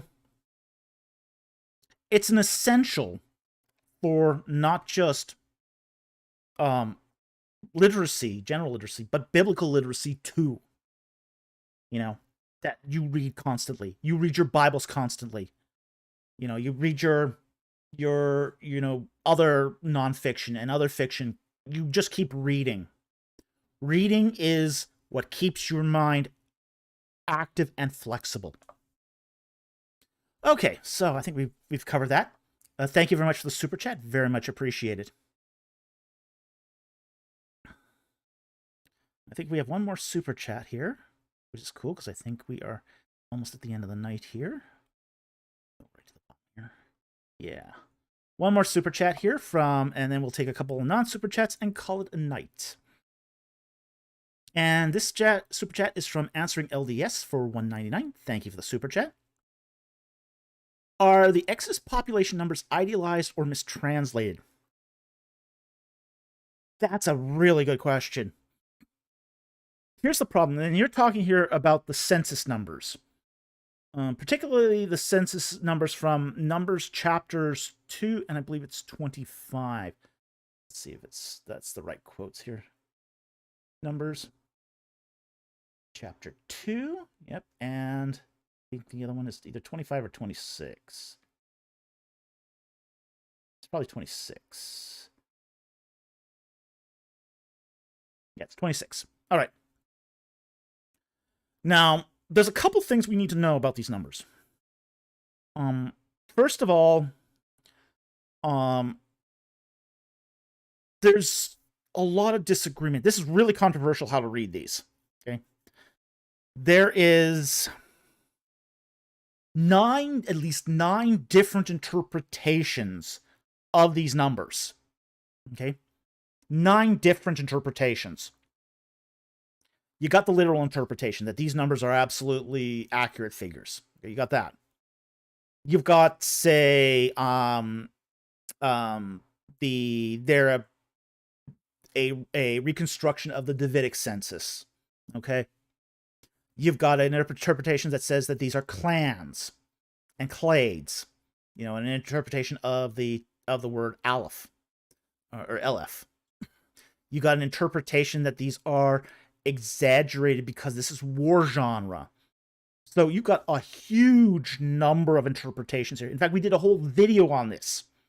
We did what's called a Mr. EC show, where we listed off all the various interpretations of the census numbers and then gave our opinion on what's the probability of each. Okay? And I'd recommend that you go look that video up. Okay? Because there's no overwhelming consensus here. The only consensus seems to be that the literal interpretation is no longer viable. That's probably the only consensus we have here. And that's not new. You know, that's not new. Even though we didn't know the population of Egypt until the 1960s, and the population of, say, the area of Goshen until the 1980s, already in the early 20th century, late 19th century, Petrie had suggested that Elef could mean clans or small people groups instead of, say, thousands. So this isn't a new interpretation, okay? But I see Jack Ray just posted the URL for the Mr. Empty Conjecture show here. So do look at that to get sort of the kind of the scope of the various interpretations involved. Okay, so I personally take the clan interpretation. I think that's probably the best interpretation of the census numbers, but other people take other interpretations too. Okay, so I hope that helped. Thank you for the super chat. We really appreciate it. Okay, a couple of non-super chats and we'll call it a night.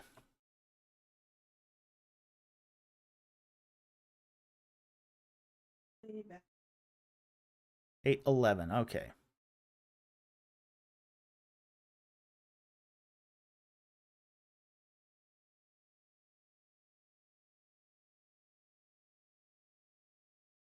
$8.11.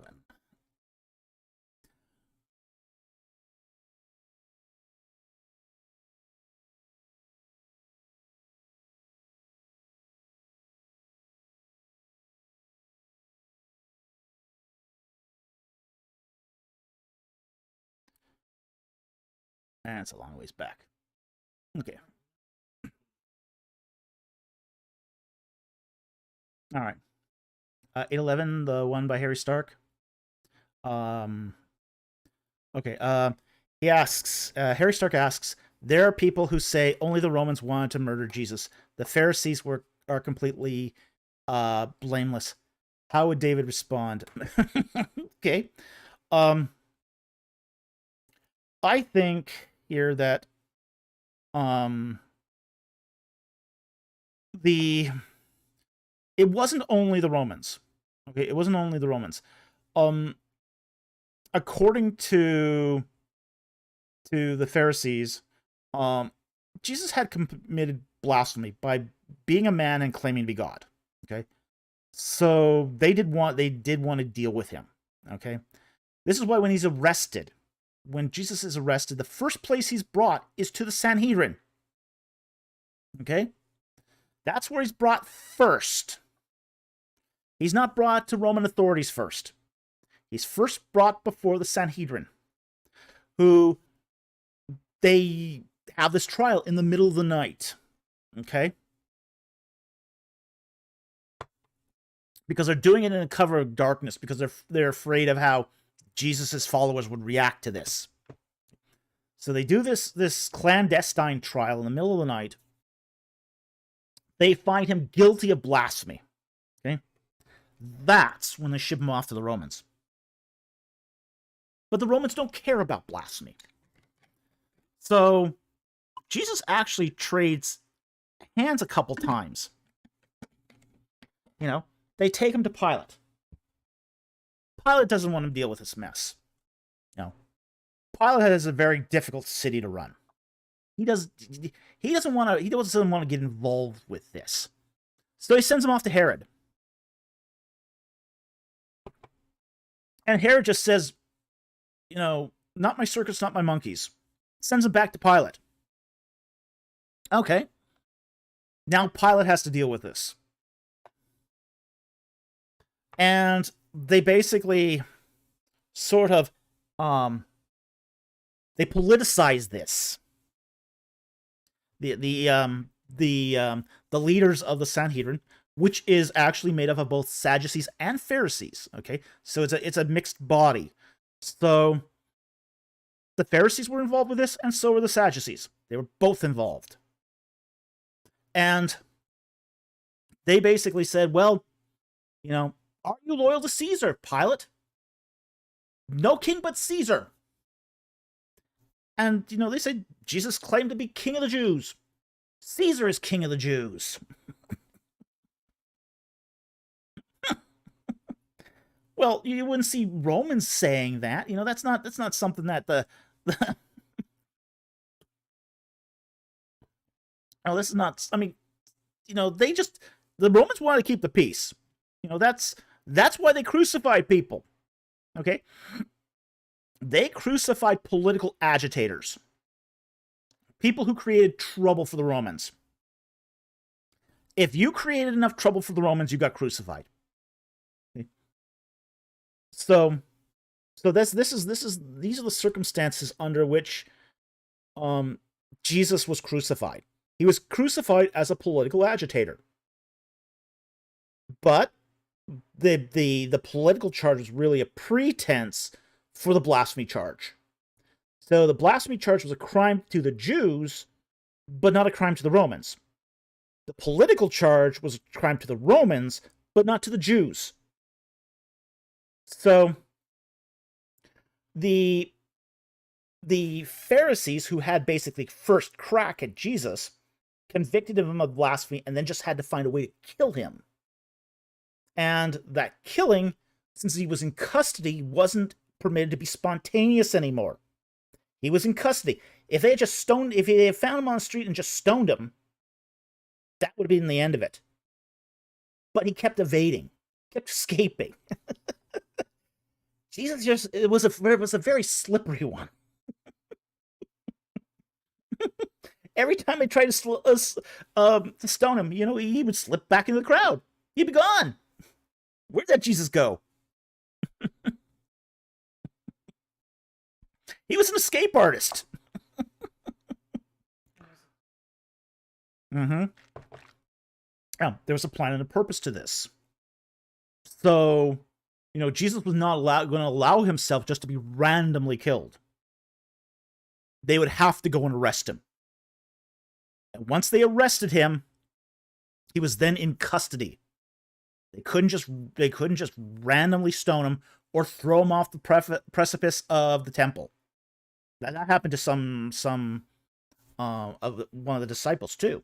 I think that happened to James, if I remember correctly. where they just got angry, took him up to the temple, and throw him off the precipice. Yeah. Talbot Slade says, Jesus was protected by an angel until left him at the garden. Yeah. Yeah. But he was a kind of Houdini. He could just... That angel helped him to just get out of there. Like nothing. Slip and go, where'd it go?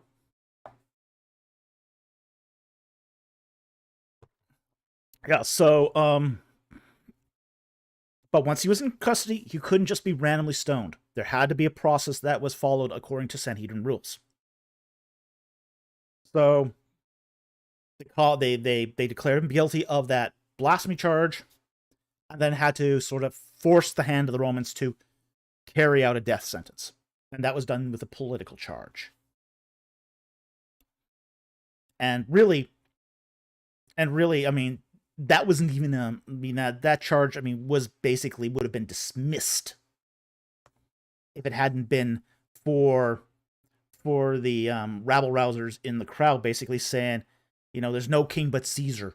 Are you Caesar's friend? Well, that was also code, too. Being Caesar's friend was code. It was code that you had to be loyal to Caesar. So to be Caesar's friend, meant that you were always loyal to Caesar under all circumstances. So it's not quite fair to say, the Pharisees are not fully responsible for this. This is part of the plan. This was the part of the plan to redeem sin. And they played their part in the plan to redeem sin. They're not blameless. The Romans aren't blameless. You and I aren't blameless. We all crucified Christ through sin. Our sin caused Christ to be sent to the cross. Every one of us is to blame for the crucifixion of Christ. But Christ also gave himself up voluntarily for each and every one of us. Yeah. And he forgives each and every one of us. Mm-hmm. Yeah. Yeah.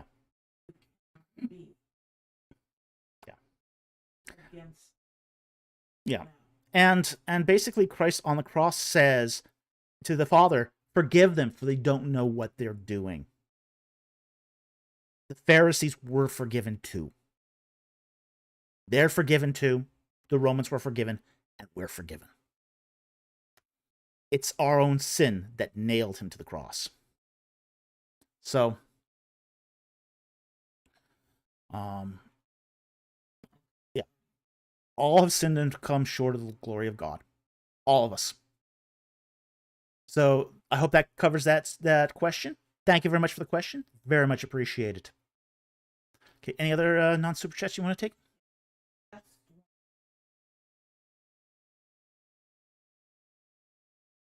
906. Okay, and this will be the last question of the night. Oh, we want to thank Jack Ray while I think about it here. For his he just gave 10, gifted the channel 10 Ancient Egypt and the Bible memberships. Thank you very much, Jack. We really appreciate your support of the channel. Okay, and the last question is at 906.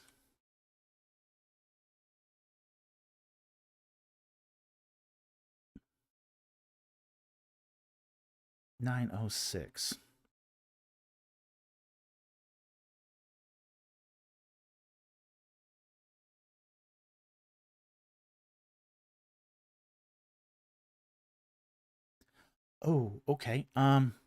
Dark Blade. Okay, here's a linguistic question. Maybe before Christmas. Have there been any Gardner was wrong about XYZ level discoveries in Egyptian linguistics? Yes, he was wrong on one thing, one major point. That is that the Sejm NF tense in Egyptian always refers to past tense. Okay. back in Gardner's day, he thought that the Sejm and F was always used in past tense, to mark the past tense. Now, a later scholar called Polotsky was able to determine that the Sejm and F, here's a beautiful example of a second tense used in Egyptian. So the Sejm and F has two tenses. It's got simple past tense, like Gardner said, but it's also used in a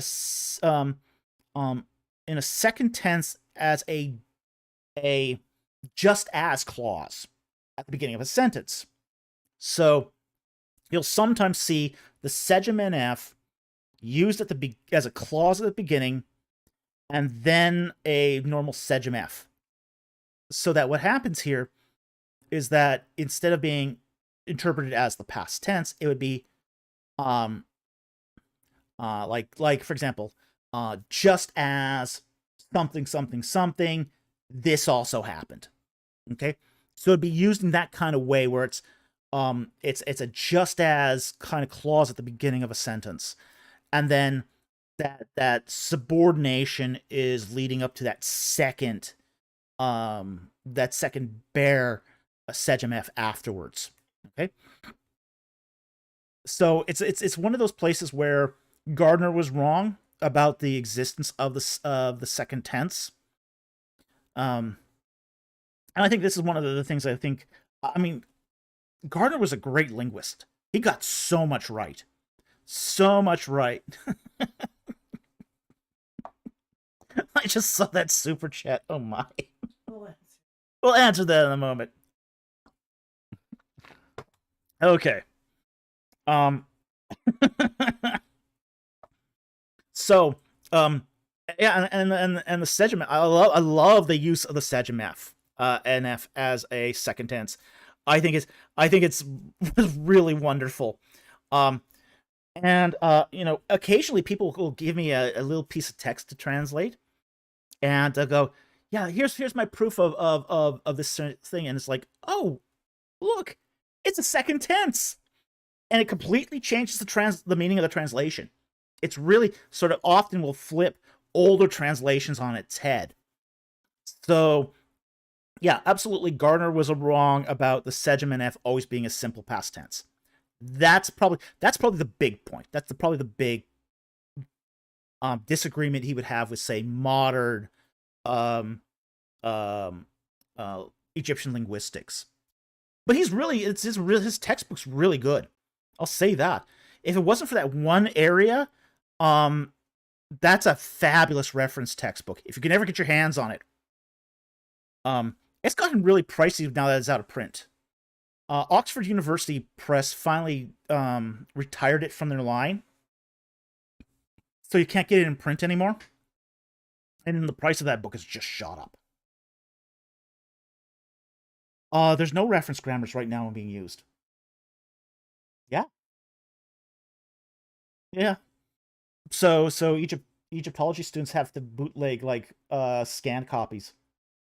I still have a hardbound copy of that text. That's a great text. One of the best Egyptian texts ever done. No, I actually bought it here when we came back. I bought it when I have it on file too, so I bought it, I think, at what's it called now? Regent College, when they took it off their shelves. Yeah, because Regent College discontinued a bunch of their Egyptian books. So I bought them. I bought as many as I could.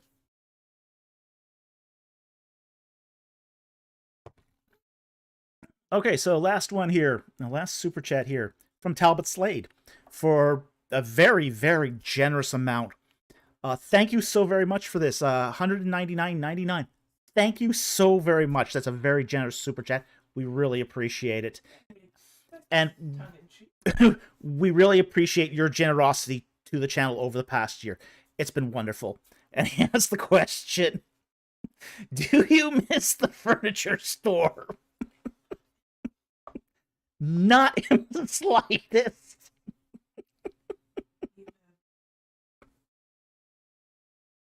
Yep. We have a peer review article that's going to be coming out soon. We have 2 novels that have been written. So we're starting to get into the fiction aspect of cultural engagement. We're actually, the first novel is being right now being read by our beta readers. So it's done, and it'll be published. It'll be pre-sale will open for that in January. It'll be published in April.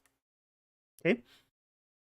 We've been working on lots of new content. I mean, we have now been able to do consistent content now over the past year. So, no, I don't miss the furniture store at all. It's been a lot better on my back, too. But did you miss the ghost? But don't you miss the ghost? Oh my. That was the freakiest thing I'd ever seen.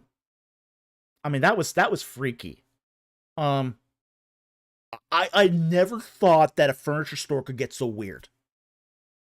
Are you gonna put your pipeline? Yeah, we can answer that too. Yeah. No, well, let's answer the question. Chow Yi asks, any chance we can get it in ebook or audiobook format? Ebook, yes, it will be in a book. That one's pretty. I'd have to find a way to publish it in audiobook. I could possibly do the recordings of that and publish it in audiobook. But it's possible. We haven't really weighed the audiobook format yet. We'd have to read it ourselves in. Yeah, that takes time. So, we'll see about the audiobook. But it will definitely be an ebook. It'll be available in ebook, softcover, and hardcover. So absolutely. And as soon as we start the pre-sale, we'll give you a cover reveal and some snippets and all that. And yeah, we hope that people enjoy it. The first reviews have been very good of it. So if the other beta readers like it, and if it sort of passes their muster, yeah, this will be coming out very, very shortly for pre-sales. So I hope that it comes out, and I hope people really enjoy the work. So thank you very much for the question. BC, do shadow men appear in the novels? No. But other things do. Other spirit critters do. Okay? No shadow men in the novels. Not yet, anyway. But there are other spirit critters in the novels. I'm not going to give it away. Yes, I am. Tell him, maybe Stripling will read it for you. Hey, he's free to read it, just as long as they stop confusing me with Stripling, That was so I couldn't believe that. When some guy came on a channel and said, well, can Dr. Stripling here answer my question?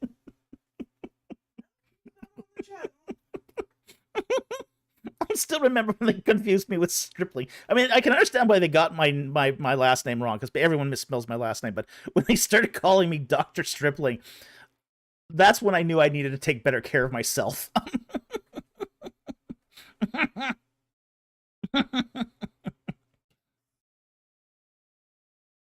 BC, can we get David Falk, the sports coach, to read it?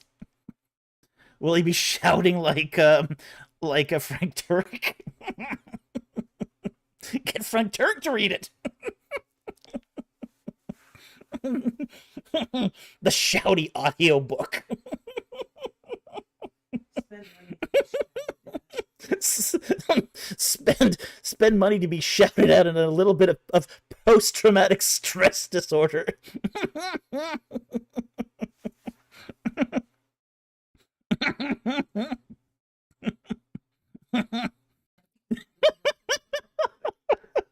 BC said Frank can do the version for the hard of hearing.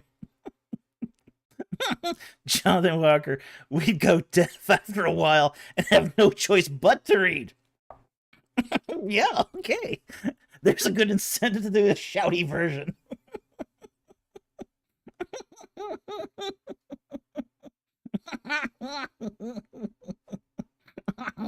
Talbot Slade laugh out loud. Okay. We're a little past midnight. This has been too funny.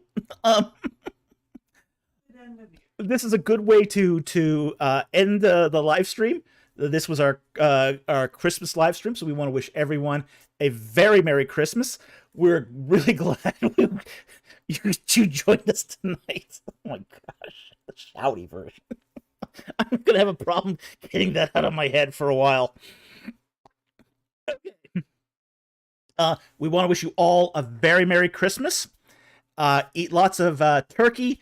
Go to church.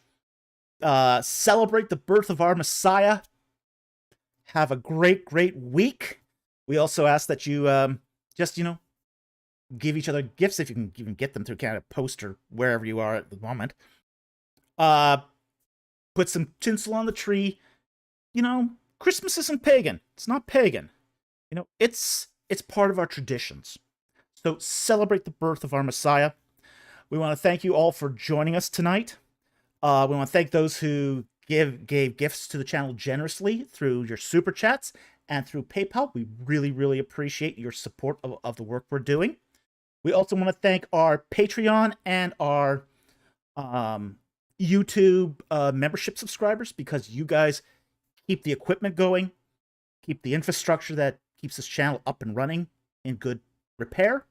We also want to thank our regular viewers who watch our videos, who hit that like and subscribe button, and who share the URLs with other social media platforms. You guys get the message out to people who don't normally see us. So with that said, have a Merry Christmas. Thank you so much for watching, and we'll see you next time on Ancient Egypt and the Bible. Good night, everyone.